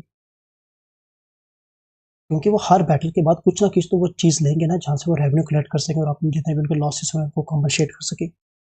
और at the same time treaty of Allahabad, मैंने अभी आपको पीछे ही बताया कि ट्रीटी ऑफ इलाहाबाद में क्या था कि Robert Clive concluded two important treaties of Allahabad in August in 1765। One क्या था, nawab of Awadh and other with Mughal emperor. क्यों? क्योंकि तीन जो कंटेंडर थे, जो तीन पार्टीज ने यहाँ पे लड़ाई किया गया था ना बैटल ऑफ बक्सर में, अवध, मुगल के राजे ने, और तीसरा नवाब ऑफ बंगाल। नवाब ऑफ बंगाल के लिए क्या हो गया, कासिम तो मर गया और मीर जाफर को वापस लेके आया, और एट द सेम टाइम उन्हें उसे दो तीन जो एरिया उनसे उनकी क्या ले ली, रेवेन्यू के राइट्स ले लिए। अब बात आती है किसकी, अवध की और मुगल्स की। पहले हम किसकी बात करने वाले हैं, अवध की, ठीक है। जो नवाब साजुद्दौला थे, उसने क्या किया, सरेंडर किया Allahabad and Kara to emperor Shah Alam second. उन्होंने क्या बोला कि हम क्या करते हैं, कंपनी को दे देते हैं क्या, इलाहाबाद। और कंपनी ने बोला कि ये जो इलाहाबाद है ये अब किसको दे दिया जाएगा, मुगल एम्परर को, शाह आलम को। और आपको बोला कि आप हटो, आप दिल्ली से चुप करके आओ, इस इलाहाबाद में बैठ जाओ। अब आपके ना, आप एक एक तरीके नॉमिनल हेड हो, आपके पास पावर कुछ नहीं है, आपसे एक पपेट रूलर बन चुके हो, चुप करके आके यहाँ पे बैठ जाओ। और एट द सेम टाइम जो अवध का राजा है उसको इलाहाबाद तो देना ही पड़ा, एट द सेम टाइम उसको करना पड़ा 50 लाख रुपीज वार इंडेमनिटी उसको देनी पड़ी, किसको, कंपनी को देनी पड़ी, ठीक है। Shah Alam agree to reside at Allahabad and to cede to him the nawab of Awadh under the company's protection. और शाह आलम को करना पड़ा, और इलाहाबाद में मूव करना पड़ा। Issue of farman granting diwani of Bengal, Bihar, Orissa. अभी हमने पीछे बात कर दी थी क्या, तो इसी टाइम के बाद था जब बैटल ऑफ बक्सर हुई थी, तो दीवानी किस किसके, बंगाल की। अब ये किसकी बात आ गई है, मुगल की, क्योंकि हर किसी को भुगतना पड़ रहा है, तीनों को भुगतना पड़ रहा है। बंगाल वाले को कहना पड़ा, एक राज्य को हटा दिया, दूसरे को वापस लेकर आए, और दो तीन डिस्ट्रिक्ट से उसको रेवेन्यू राइट मिल गए। जो हम अवध वाले थे वहाँ से इलाहाबाद ले लिया, और इलाहाबाद लेके किसको पकड़ा दिया, मुगल के राजा को। उसको बोला कि आप तो दिल्ली छोड़ के यहाँ पे आ जा, और साथ ही साथ उसको 26 लाख रुपीज़ भी देने पड़े, 50 लाख भी देने पड़े। और यार अब शाह आलम की बारी आ रही, जो मुगल राजा या था, उसको हटा के कहाँ पे लेके गए, सबसे पहले इलाहाबाद में लेके गए। और उसने साथ ही साथ एक फरमान किया, दीवानी राइट्स दिए किसके, बंगाल के, बिहार के, उड़ीसा के, ईस्ट इंडिया कंपनी के। अब provisions of ₹53 lakh to the company in return of the nizamat function. और उन्होंने क्या किया, और एट द सेम टाइम ने 53 लाख रुपीज़ कंपनी को रिटर्न दिए, क्योंकि उसने जो अपने मिलिट्री फाइनेंशियल कोई भी अगर क्या किया उन्होंने, वार लड़ने के लिए कोई भी चीज़ क्या की उन्होंने यूज़ किया उस चीज़ के लिए। रॉबर्ट क्लाइव ने फर्स्ट टाइम में जो ड्यूल सिस्टम ऑफ गवर्नमेंट है वो कहाँ पे इंट्रोड्यूस की थी, बंगाल में इंट्रोड्यूस की थी। जिसमें उन्होंने क्या किया था कि रॉबर्ट क्लाइव ने जो काम ना, पावरफुल काम है जिसके अंदर मिलिट्री आती है, फाइनेंस आता है, वो उसने अपने अंडर रखा। और जिसमें रिस्पॉन्सिबिलिटी आती है, जैसे टेम्पल्स को रेनोवेट करना, स्ट्रीट्स ठीक करने, पानी प्रोवाइड करना, इरिगेशन का पानी प्रोवाइड करना, वो क्या रिस्पॉन्सिबिलिटी वाला काम है। वो उन्होंने क्या कर दिया, तो मीर जाफर थे, नवाब और बंगाल थे, उनको पकड़ा दिया। जो सही में पावरफुल थे, पैसे के रिलेटेड थे, पावर के रिलेटेड थे, सब फंक्शन उन्होंने अपने अंडर ले लिए। और जो रिस्पॉन्सिबिलिटी वाले काम थे वो किसको दे दिए, नवाब ऑफ बंगाल को दे दिए। इसे क्या कहते हैं, ड्यूल सिस्टम ऑफ गवर्नमेंट के दो अलग अलग हिस्सों को फंक्शन कराना, डिफरेंट डिफरेंट को। पॉलिसी जुडिशियल फ्रेमवर्क किसके अंडर आ रही है, सारी कंपनी के अंडर आ रही है, ठीक है। अब बात आती है हमारी मैसूर की। जो हमारा मैसूर वाला रीजन है ना, वो कहाँ पे बेसिकली फॉल करता है, इस रीजन में आप मान सकते हो कि यहाँ पे मैसूर का क्या आता है, रीजन आता है। Mysore resistance to the company, उस टाइम वहां पे कौन सी डायनेस्टी थी, वोदिया डायनेस्टी। जब बैटल ऑफ तलाईकोटा हुआ था ना, तलाईकोटा किस किस के बीच हुआ था, बामनी किंगडम के बीच हुआ था और विजयनगर एम्पायर में हुआ था। एक्सक्यूज मी, एक minute.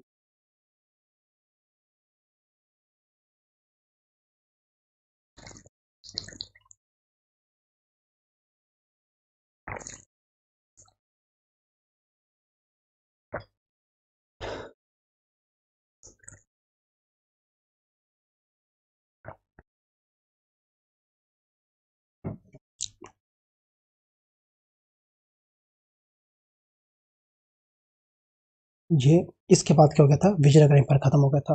The Hindu kingdom under the Wodeyar emerged in the region of Mysore. और चिक्का कृष्णा राजा जो थे वो क्यों थे, इसके रूलर बने from 1734 to 1766। Mysore emerge as a formidable power under leadership of Hyder Ali और टीपू सुल्तान। ये दोनों क्या माने जाते हैं, एक तरीके के उनके कमांडर थे, ठीक है। हैदर अली कौन थे, टीपू सुल्तान के फादर थे। हैदर अली के अंडर ना इनकी पावर बहुत ज़्यादा इंक्रीज होगी मैसूर की, क्योंकि उन्होंने डिफरेंट डिफरेंट एक्शन लिए थे। और हैदर अली को एक तरीके से आप मान सकते हो कि उनको डी फैक्टो रूलर मान सकता है। डी फैक्टो रूलर क्या हो गया, ये सारी की सारी पावर तो इन्हीं के पास है। सिर्फ फॉर्मल तरीके से बोला नहीं जा रहा है कि ये वहां के राजा हैं, बट जो भी मैक्सिमम डिसीजन है वो कौन ले रहा है, हैदर अली ले रहा है। Rise in the Hyder Ali became the de facto ruler of Mysore in 1761. He realized that the French-trained Nizam army could be silenced only by the effective artillery.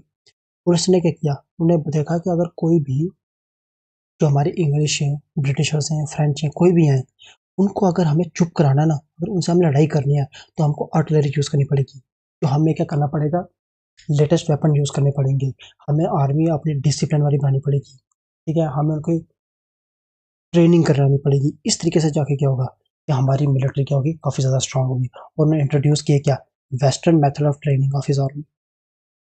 अब बात आती है फर्स्ट एंग्लो मैसूर वार की। इसमें आपको क्या याद रखना है, फर्स्ट एंग्लो मैसूर वार और उनके बीच ट्रीटी कौन सी साइन हुई, सेकंड एंग्लो मैसूर वार और उनकी बीच ट्रीटी कैसे साइन हुई, थर्ड एंग्लो मैसूर वार कैसे हुई और फोर्थ एंग्लो मैसूर वार। ठीक है, इन सब के पीछे का रीज़न थोड़ा याद रख लें और कम से कम ट्रीटी का नाम याद रख लें, मोर देन इनफ है, आपको ज़्यादा इन डेप्थ जाने की जरूरत नहीं है। First Anglo-Mysore War, the Nizam, the Maratha and the English allied together against Hyder Ali. English concluded a treaty with Hyder on April 4, 1969। और इस ट्रीटी को, जो सबसे पहले वाली ट्रीटी है, जो पहले लड़ाई हुई थी मराठा के, अब देखो क्या हुआ बेसिकली। जो फर्स्ट एंग्लो मैसूर वार है ना, उस टाइम क्या हो रहा था, नॉर्थ अमेरिकन रीजन में क्या हो रहा था कि फ्रेंच ने क्या किया था, हेल्प की थी किसकी, नेटिव अमेरिकन की, ठीक है। उस टाइम वहाँ पे क्योंकि ब्रिटिशर्स जो रूल चल रहा था, फ्रेंच ने उनकी हेल्प की नेटिव अमेरिकन की और उनको भगाने के लिए ब्रिटिशर्स की। तो इसलिए ना फ्रेंच और ब्रिटिशर्स की कुछ बन नहीं रही थी उस टाइम। अब वहाँ पे अगर ये हो गया था, क्योंकि अगर आपको पता हो 17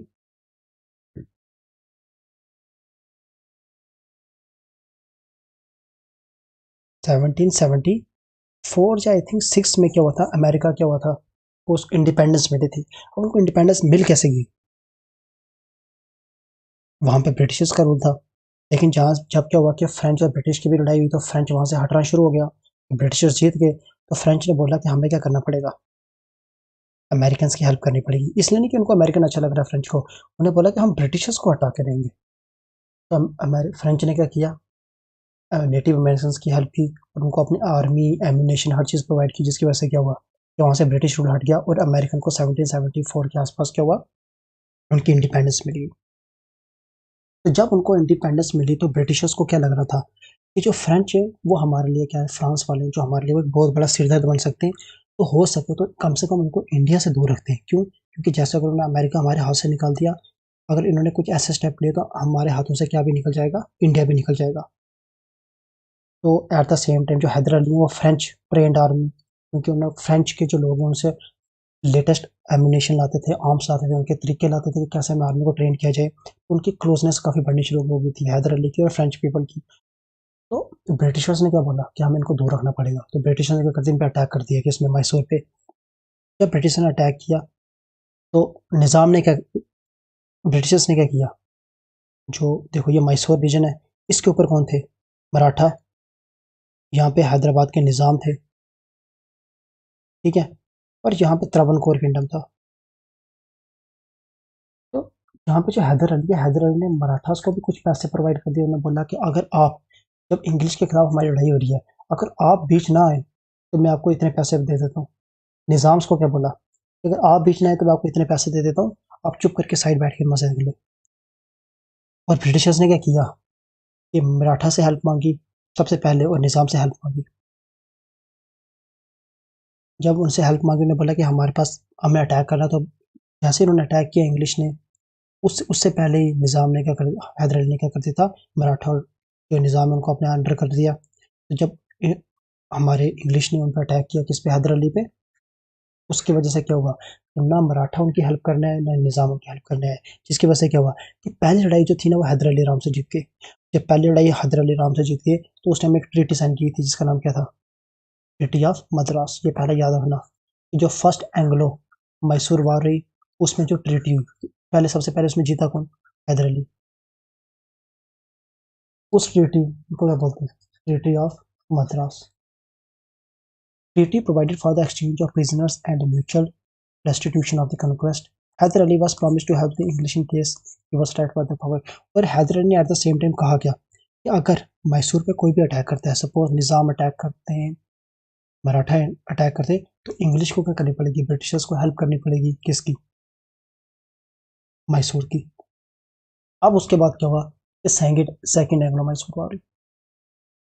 अब सेकेंड एंग्लो मैसूर वार होने का रीजन क्या है, Hyder consider the English attempt to capture the Mahe as a direct challenge to the authority. क्यों, क्योंकि ये जो हमारा मैसूर एम्पायर था, तो यहाँ पे एक पोर्ट था, माही पोर्ट, और उस माही पोर्ट में ना बहुत ज़्यादा हलचल शुरू होगी, किसकी, फ्रेंच की। जब बहुत ज़्यादा हलचल शुरू होगी तो इनको लगा क्या कि हमें कम से कम इस एरिया को कैप्चर करना पड़ेगा।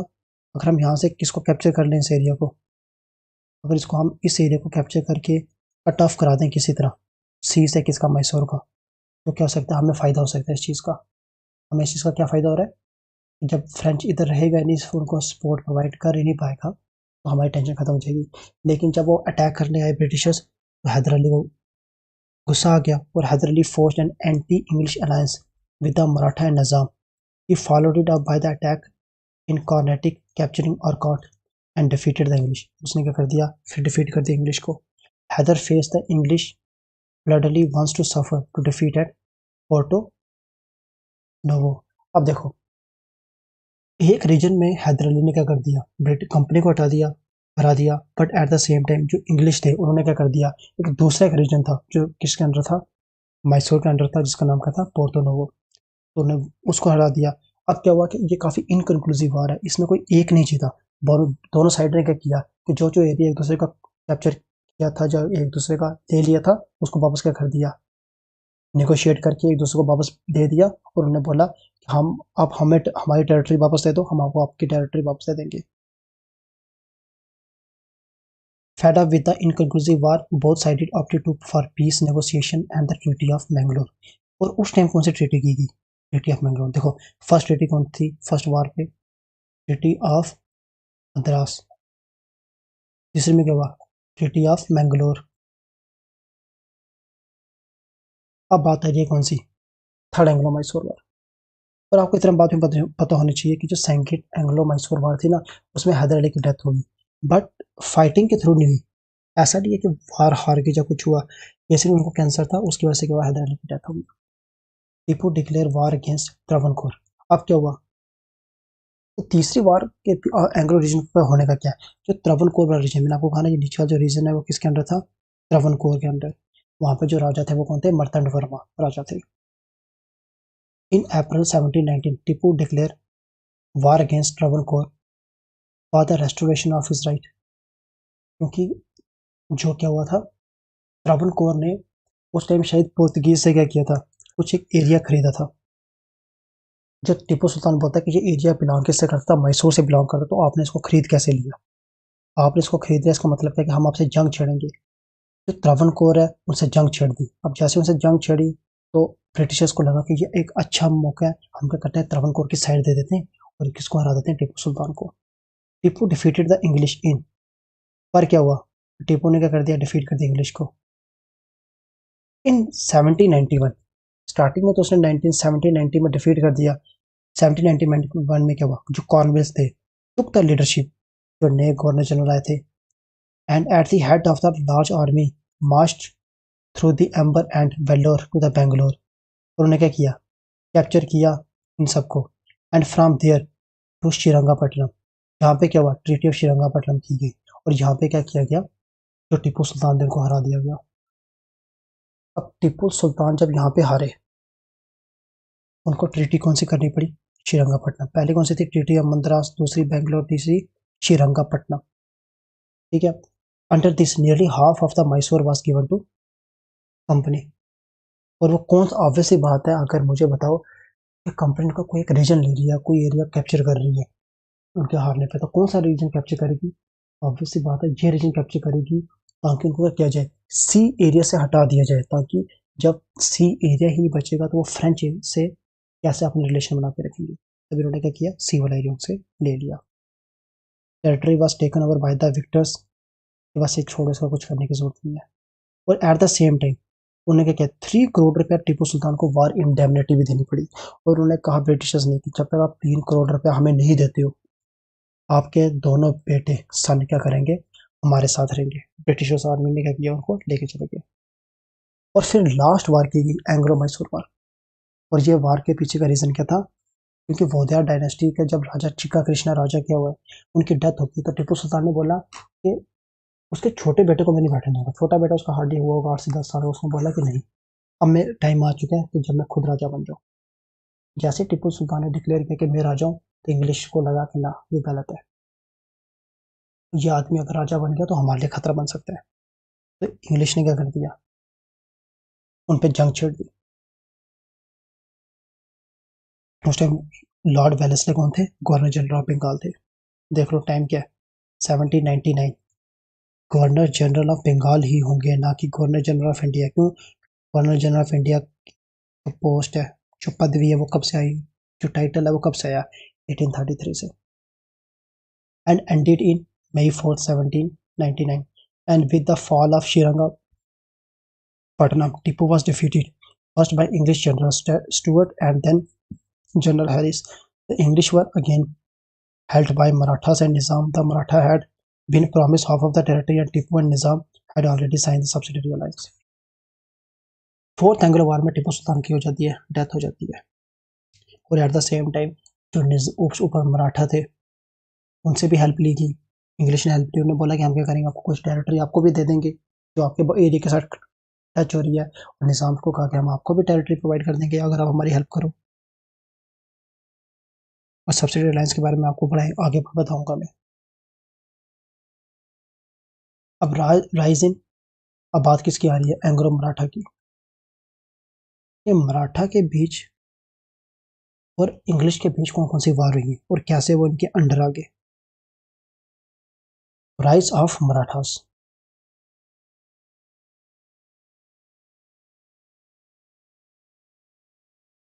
देखो, rise of Marathas, Bajirao, date देखो 1720 से 1740, consider the greatest of all the Peshwa. ये बाजीराव, अगर आपने अगर फिल्म देखी हो ना, बाजीराव मस्तानी, उसमें जो बाजीराव थे ना, ये सेम उन्हीं की बात हो रही है। और वो कौन थे, पेशवा। पेशवा राजा नहीं होता, सबसे बड़ी बात है कि पेशवा उस एरिया का राजा नहीं है, मराठा का राजा नहीं है। एक तरीके से आप मान सकते हो वो प्राइम मिनिस्टर उस एरिया का, वो उस एरिया का ब्रेन है, जिसके पास, जिसको एक रिस्पॉन्सिबिलिटी दी गई थी कि मराठा एम्पायर को कैसे एक्सटेंड किया जा सके।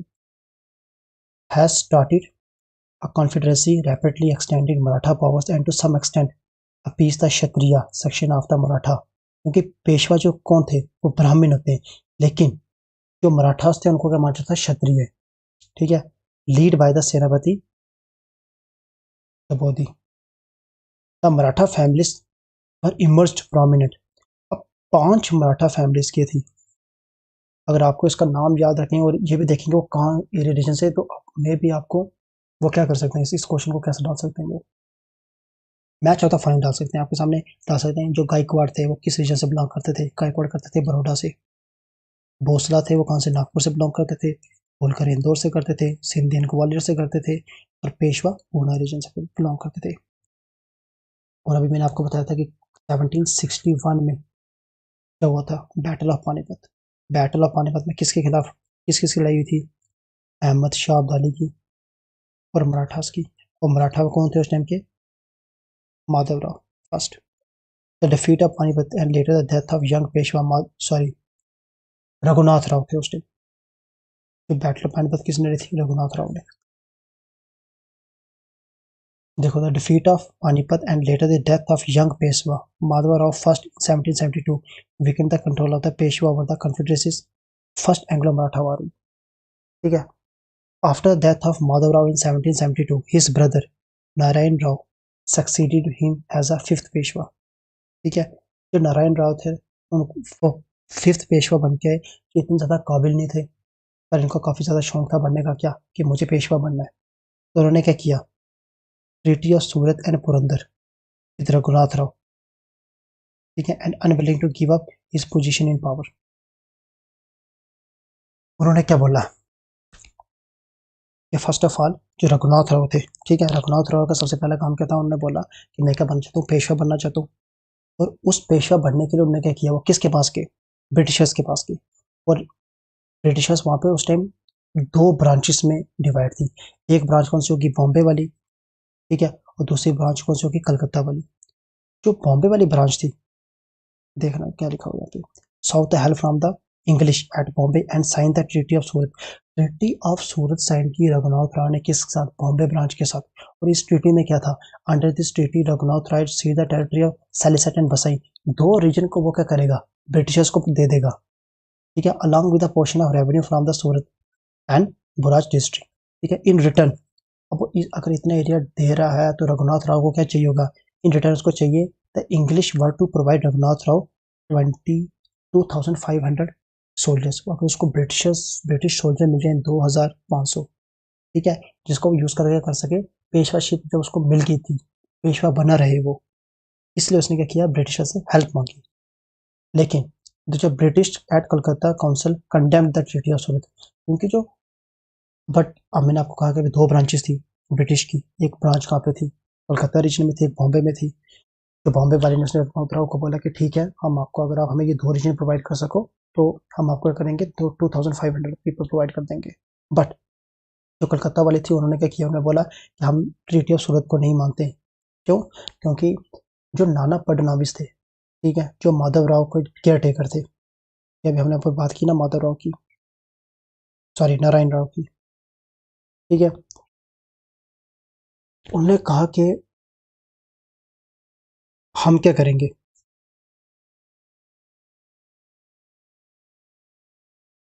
इस आदमी को, जो रघुनाथ राव है, क्यों? क्योंकि ये कॉम्पिटेंट रूलर नहीं है, हम इसको पेशवा नहीं बनने दे सकते। तो उन्हें कहा, कलकत्ता वाली ब्रांच के पास के, उन्होंने कहा कि अगर आप क्या करें, आप अगर हमारा साथ दें, हमारा साथ देंगे, हम आपको एक तो आप जो एरिया हमने आपको दिया हुआ है सैलिसट और बसाई वाला, वो हम आपको ही दे देंगे। But at the same time हम क्या करेंगे?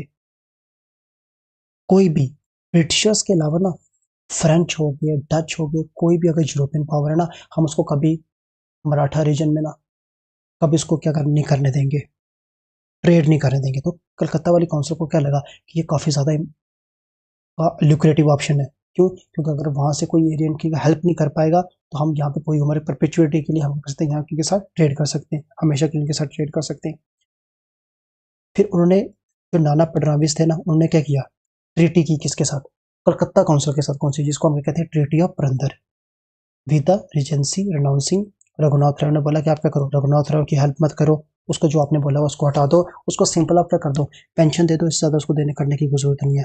बट जो बॉम्बे गवर्नमेंट थी उसने रिजेक्ट कर दिया ये, और उन्होंने क्या कर दिया? रिफ्यूज दे दी किसको? रघुनाथ राव को। उन्होंने कलकत्ता वाली पोर्शन की बात नहीं मानी, रघुनाथ राव को दे दी। और ये सुन के नाना फडणवीस ने, जो ट्रीटी ऑफ पुरंदर करके आए थे, उनको क्या लगा कि कंपनी अपनी जो उन्होंने मेरे साथ ट्रीटी की है उसको वो क्या कर रहे हैं? मान नहीं रहे, वो उसको ऑनर नहीं कर रहे। तो उन्होंने क्या किया? Granting the French the port on the western coast, उन्हें फ्रेंच को क्या दे दिया, पोर्ट दे दिया। उन्हें बोला कि आओ, क्योंकि हमारे एक सिंपल सी एक बात हुई थी, अगर आप वो भी नहीं मान सकते हो तो हमने आपके साथ ट्रीटी करनी नहीं है। तो फ्रेंच को जब उन्हें पोर्ट किया तो इससे क्या हुआ, इंग्लिश आर्मी काफ़ी ज़्यादा क्या हुआ, धक्का लगा। और इंग्लिश आर्मी को क्या लगा कि हमें क्या करना पड़ेगा, जल्दी जल्दी इन पर अटैक करना पड़ेगा। तो उन्होंने क्या किया, ऑल साइड से उन्होंने अटैक कर दिया किस पे, English supply base at Khopoli. The Maratha also utilise the scorching earth policy. अब स्कॉर्चिंग अर्थ पॉलिसी क्या, स्कॉर्चिंग अर्थ पॉलिसी होगी कि अगर आपको लगने वाला क्या कि कोई भी आप पे अटैक करने वाला है, जैसे आप मान लो कि हमें लगता है कि म्यांमार हम पे अटैक कर लेगा, क्योंकि नॉर्थ इंडिया पोर्शन से वो घूम के हमारे पास अगर आ रहा है पोर्शन, तो हम क्या करेंगे, पहले ही असम वाला रीजन जो बीच आ जाता है, नागपुर मेघालय रीजन आता है, हम वहाँ पे जितने भी खेत हैं जहाँ पे कोई भी फ्रूट लग सकता है, खाने पीने वाली कोई चीज़ लगती है, हम उस एरिया को पहले क्या कर देंगे, जला के खा कर देंगे, ताकि जो वहाँ से आर्मी आ रही है ना उनको आगे खाने के लिए, लोकल एरिया में खाने के लिए कुछ ना मिले। उसे हम क्या कहते हैं, स्कॉचिंग हीट, हीट अर्थ पॉलिसी। तो उन्होंने क्या किया, अर्थ को क्या किया, जला दिया उस रीजन को जहाँ से क्या मिल सकता है, कोई खाने वाला पोर्शन मिल सकता है। Burning farm lands, poisoning wells, ये सब कुछ किया। और इंग्लिश को उन्होंने क्या किया, मजबूर कर दिया सेंटर में, और उसको दोनों तरफ से ट्रैप करके उन्होंने क्या किया, उनको मजबूर कर दिया। And sign the treaty of Wadgaon that forced the Bombay government to relinquish all the territories acquired by English in 1775 तक। उन्हें बोला कि आप क्या करो, आपको सब कुछ छोड़नी पड़ेगी। फिर क्या, ट्रीटी ऑफ सालबाई, क्यों, क्योंकि ये चीज़ ना क्या लगी ब्रिटिशर्स को, यहाँ पे हम नहीं रुकने वाले। जैसे उन्होंने ब्रिटिशर्स अभी इन्होंने ट्रीटी की थी, क्या आप बोलते हैं इसको, ट्रीटी ऑफ वडगांव। अभी इंग्लिश ने ट्रीटी ऑफ जो वडगांव की, तो ब्रिटिशर्स को लगा कि हमें इसका खामियाजा ही भुगतना पड़ा, कोई हमें फ़ायदा हुआ ही नहीं है। तो एट द सेम टाइम हमने फिर पे क्या कर दिया, वापस अटैक कर दिया किस पे, मराठास पे। और इस टाइम क्या हुआ, end of the phase of the struggle Warren Hasting the governor general of Bengal rejected the treaty of Wadgaon. उसने बोला कि हम ट्रीटी ऑफ वडगांव को नहीं मानते। And under colonel Goddard who captured Ahmedabad in February and Basai in December, another Bengal detached led by Captain Oham captured Gwalior in August। ये सब इन्होंने क्या किया, वो कैप्चर करते गए, क्या करते गए, ब्रिटिशर्स ये एरिया को याद करने की जरूरत नहीं कि कौन सा ब्रिटिशर्स ने कौन सा एरिया का किया, कैप्चर किया। Scindia proposed a new treaty between Peshwa and the English and the treaty of Salbai was signed between. अब क्या हुआ, क्या ब्रिटिशर्स को लग रहा है हाँ कि अब हमने काफ़ी एरिया उनके कैप्चर कर दिए, तो अब जो ट्रीटी की जाएगी ना, अब ऐसा नहीं होगा कि वो सिर्फ पेशवा के फेवर में होगी या मराठास के फेवर में होगी, अब ये ट्रीटी हमारे थोड़े हमारे फेवर में भी आ रही है। तो ये सिंधियन से प्रपोज की, आप क्या करो कि ट्रीटी ऑफ सालबाई कर दो। जो ट्रीटी ऑफ सालबाई हुई, उस सालबाई में सिंपल सी बात की गई, क्या कि हम क्या करते हैं, स्टेटस को कर देते हैं। जब हम लड़ाई कर रहे थे उससे पहले जो एरिया हमारे पास था वो हमारे पास रहेगा, जो आपके पास एरिया था वो आपके पास रहेगा। और इस ट्रीटी ने गारंटी दी थी कि पीस रहेगा 20 ईयर्स के लिए बिटवीन मराठा एंड इंग्लिश के बीच, ठीक है। और सालबाई ट्रीटी की मेन प्रोविजंस क्या थे, Salsette should continue with the possession of English. जो सैलिसट रीजन है वो किसके अंडर रहेगा, इंग्लिश के अंडर रहेगा। The whole of the territory capture since the treaty of Purandar. जब ट्रीटी ऑफ पुरंदर ने की थी उसके बाद ना जितना एरिया भी मराठा ने इंग्लिश से कैप्चर किया, जो इंग्लिश ने मराठा से कैप्चर किया, उसको वापस रिस्टोर कर दिया जाए। अगर वो पहले मराठा से बिलोंग करता था वो मराठा के पास ही रहेगा, अगर वो इंग्लिश से बिलोंग करता है वो इंग्लिश के पास रहेगा। The Peshwa should not support any other European nation. जो पेशवा है वो किसी यूरोपियन नेशन को सपोर्ट नहीं करेंगे, ना वो फ्रेंच को सपोर्ट करेंगे, ना वो डच को सपोर्ट करेंगे, ना वो पोर्तुगीज को सपोर्ट करेंगे। The English should not offer any further support to Raghunath Rao and Peshwa should grant him a maintenance allowance, ठीक है। जो रघुनाथ राव था उसको क्या कर दे, जो हटा दें वहां से, और उसको सिर्फ क्या कर दें, पेंशन प्रोवाइड कर देगा नहीं।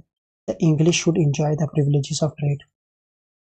और अगर कोई भी यूरोपियन नेशन से बिलोंग ट्रेड नहीं कर सकता तो ऑब्वियसली बात है आपके पास एक ही ऑप्शन कौन सा बना है, बचा है, जो है इंग्लिश। उसके बाद कौन सी हुई, second Anglo Maratha war. Second Anglo Maratha war कब से हुई, 1803 से 1805 के बीच। The death of Nana Phadnavis Singh, क्योंकि अब जो नाना फडणवीस थे उन्होंने treaty sign, treaty of Salbai कराई, क्योंकि वही मास्टरमाइंड थे पीछे। जब उनकी डेथ हो गई in 1800, gave the British an added advantage, क्योंकि अब वो पीछे जो मेन फोर्स थी, अगर कोई सोचने वाला दिमाग था अगर वही चला गया तो इसका फायदा किसको होने वाला, ब्रिटिशर्स को होने वाला। On October 25, 1802, Jaswant defeated the army of Peshwa and Scindia decisively in Hatspear near Pune and placed Vinayak Rao son of Amrit Rao on the Peshwa seat. A terrified Bajirao, जो बाजीराव सेकंड था, ये भी काफी क्या था, इनकॉम्पिटेंट रूलर था। रूलर नहीं, पेशवा बोल सकते हो। ये फ्लैट टू बसाई ऑन दिसंबर 31st 1802। उठे में उसने क्या की, ट्रीटी ऑफ बसाई की। किसके साथ, कंपनी के साथ। और इसी के बाद ना मराठा का डाउनफॉल स्टार्ट हो गया, जब ट्रीटी ऑफ उन्होंने बसाई की। देखो जितने भी हमने वार किए ना, अगर आपको थोड़ा सा उसके पीछे रीजन याद रह रहा है, कौन सी वार किसके बीच हुई, उसके बाद ट्रीटी कौन सी की गई, उससे ज़्यादा आपको उसके बारे में याद रखने की जरूरत नहीं है। और इस ट्रीटी के अंदर क्या हुआ कि पेशवा ने एग्री हो गया क्या करने के लिए, to receive from the company a native infantry. इसे हम कहते हैं सब्सिडरी अलायंस, या इसको मैं इसके बारे में आपको कल बताऊंगा कि सब्सिडरी अलायंस होती क्या है। ठीक है, तो जो हमारे थे कौन, बाजीराव सेकंड, जो काफ़ी इनकॉम्पिटेंट रूलर थे, और वो बाकी थे कंपनी के पास। उन्होंने बोला कि आप क्या करो, हमें 6000 ट्रूप मुझे प्रोवाइड करो with the usual proportion of, साथ ही साथ मुझे आर्टिलरी प्रोवाइड करो, जो अपने आर्टिलरी, उसके साथ मैन जो अटैच हैं वो भी प्रोवाइड करो। और वो जो हमेशा स्टेशन रहेंगे कहाँ पे, मेरे टेरिटरी के अंदर, जो मेरे उस एरिया के अंदर रहेंगे, उस मेरे एरिया को प्रोटेक्ट करेंगे। ठीक है, to cede a company territory yielding income of 26 lakh. और इसके बदले में आपको क्या करूंगा मैं, एक ऐसी टेरिटरी आपको प्रोवाइड कर दूंगा जिससे कितनी इनकम आती है, 26 लाख रुपीज आती है। और at the same time surrender the city of Surat, और सूरत सिटी भी मैं आपको प्रोवाइड कर दूंगा। To give up all the claims chauth of Nizam. और जितनी भी निज़ाम वाला एरिया जो था, जो मराठा ने क्या किया था, कैप्चर किया था, उसे जो चौथ आती थी, चौथ क्या हो गया कि जितना भी रेवेन्यू आता था, रेवेन्यू रेवेन्यू का 25%, 25% का हो गया 1/4, उसे क्या कहते हैं, चौथ। वो क्या कर दूंगा मैं आपको, उस निज़ाम वाले एरिया से चौथ भी आपको इसके बदले दे दूंगा। Not to keep in the employment European of any nations at war with the English. ठीक है, ऑब्वियस सी बात है, ये तो यूरोपियंस ये सबसे पहले इंग्लिश चाहते हैं कि आप क्या करो कि किसी भी उस नेशन के साथ रिलेशन ना रखो जिसके साथ इंग्लिश के वार में, तो subject his relation with other side of the control of the English, other state of the control of English. अब पर क्या हुआ कि विद टाइम, अभी मैंने आपको बताया था 5 रीजन थे, गायकवाड़ वो किसी और से बिलोंग करते हैं, भोसला किसी और रीजन से बिलोंग करते हैं, जो पेशवा थे ये कहाँ से बिलोंग करते थे, नागपुर रीजन से बिलोंग करते थे। और जो बाजीराव सेकंड था वो कौन था, पेशवा था। तो उसने सिर्फ अपने लिए की थी। ये बात किसको पसंद नहीं, भोसला को नहीं आई, सिंधियंस होलकर इन सबको पसंद नहीं। तो उन्होंने खिलाफ खड़े हुए, किसके, कंपनी के खिलाफ खड़े हुए। और जब ये कंपनी के खिलाफ खड़े हुए तो उनको क्या करनी पड़ी, डिफीट झेलनी पड़ी। और जब ये डिफीट झेली इन्होंने, तो साथ ही साथ इन्होंने कौन कौन सी ट्रीटी साइन की। जब भोसले हारे, उन्होंने क्या ट्रीटी साइन की, ट्रीटी ऑफ देवगांव। जब सिंधियंस हारे, उन्होंने क्या किया, ट्रीटी ऑफ सूरजन गांव। और इन्होंने क्या किया, होलकर्स ने राजपुर काट। The treaty was signed by Peshwa, who lacked political authority but gains made by the English were immense. The treaty gave the English the key to India. अब क्या हुआ, एक तरीके से सब्सिडरी अलायंस के अंडर आ गए थे। सब्सिडरी अलायंस में आपको कल इसके बारे में पढ़ाऊंगा, आपको पता चल जाएगा सब्सिडरी अलायंस क्या होगा। एक तरीके से मैं अगर आपको एक सीन साइड दे दूं, तो जितनी भी आर्मी थी ना मराठा की, उसको डिसबैंड कर दिया गया था।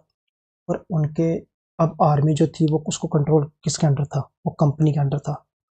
और जितनी भी आर्मी थी वो कंपनी को ट्रेन करते थे, सब कुछ कंपनी के हिसाब से चलता था। अगर आपको इनसाइड दे दूँ मैं उसकी बात की। देखो इस डिफीट से ना, ना भोसला खुश थे, ना सिंधियन खुश थे, होलकर खुश थे, पेशवा खुश थे। उन्हें बोला कि हम क्या करते, एक ही बार मिलके लड़ते हैं लास्ट बार, और हम क्या करते हैं, कोशिश करते हैं कि कंपनी को क्या करते हैं, हटा दें यहाँ से।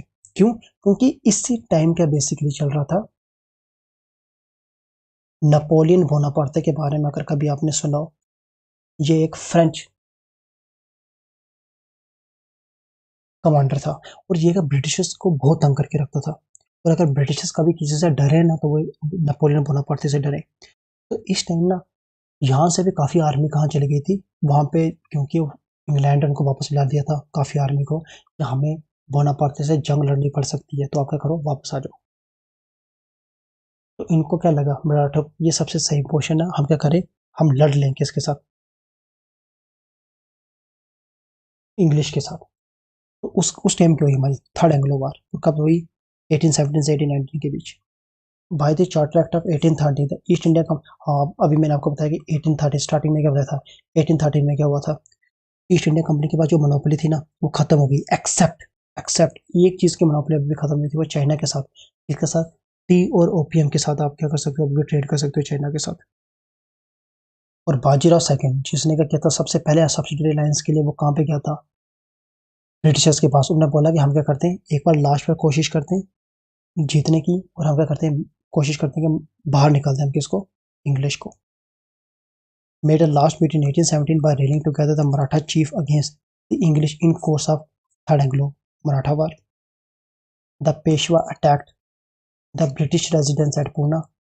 Baba Sahib of Nagpur attacked the residence at Nagpur. Peshwa was defeated at Khirki, Bhosla at Sita Bulandi, Buldi, Holkar at Mahidpur. इस जगह तीनों को हरा दिया गया, ठीक है। और जब इनको हरा दिया गया तो इनके साथ क्या की, ट्रीटीज की। पेशवा के साथ हुई ट्रीटी ऑफ पूना, सिंधियन के साथ हुई ट्रीटी ऑफ ग्वालियर, होल्कर के साथ हुई कौन सी, ट्रीटी ऑफ मंडसौर। और पेशवाशिप को क्या कर दिया गया, खत्म कर दिया गया। The Peshwa was finally surrender and Maratha confederacies were dissolved. The Peshwaship was abolished. और इसके बाद मराठा रूल क्या हो गया, खत्म हो गया। आज तक हम मराठा तक ही रखते हैं आज हम। तो कल हम क्या करेंगे, पंजाब के बारे में आगे पढ़ेंगे, कन्क्वेस्ट ऑफ पंजाब कैसे हुई थी। उसके बाद हम ब्रिटिश पैरामाउंट की बात करेंगे। क्यों, क्योंकि हम कुछ ऐसी चीज़ें जैसे देखो डॉक्ट्रिन ऑफ लैप्स होगी, इसके बारे में हम थोड़ा सा पढ़ेंगे। सब्सिडरी अलायंस क्या होता है, इसके बारे में हम थोड़ा सा पढ़ेंगे। पॉलिसी ऑफ रिंग फेंसेस के बारे में हम थोड़ा सा पढ़ेंगे, तो आपको आइडिया हो जाएगा इसके बारे में। तो आज के लिए इतना ही आई थिंक काफ़ी रहेगा। और अगर आपको बीच किसी टॉपिक के रिलेटेड डाउट होता है तो आप क्या कर सकते हो, नीचे डिस्क्रिप्शन में मैं रोज क्या कर देता हूँ, गूगल मीट का लिंक डाल देता हूँ, जिसको आप देख के ऑनलाइन आके मेरे से कोई क्वेश्चन कर सकते हो। अगर आपको किसी और सब्जेक्ट के रिलेटेड भी डाउट है तो आप जब वीडियो भी खत्म हो रही है इस टाइम आप ज्वाइन करके क्या कर सकते हो, क्वेश्चन में से किसी के रिलेटेड भी हो सकते हो। तो हम कोशिश करेंगे कि आपकी हिस्ट्री को ख़त्म कर दें विद इन 8 to 10 लेक्चर्स के अंदर। कोशिश करते हैं कि मिनिमम टाइम लेके हम ज़्यादा मैक्सिमम कर सकें, आउटपुट दे सकें। ये आपको अगर आपको नोट्स चाहिए तो आपको टेलीग्राम ग्रुप में मिल जाएगा, ये डिस्क्रिप्शन के बारे में लिखा हुआ है। तो आई होप ये सेशन आपके लिए प्रॉफिटेबल रहा होगा। Thank you.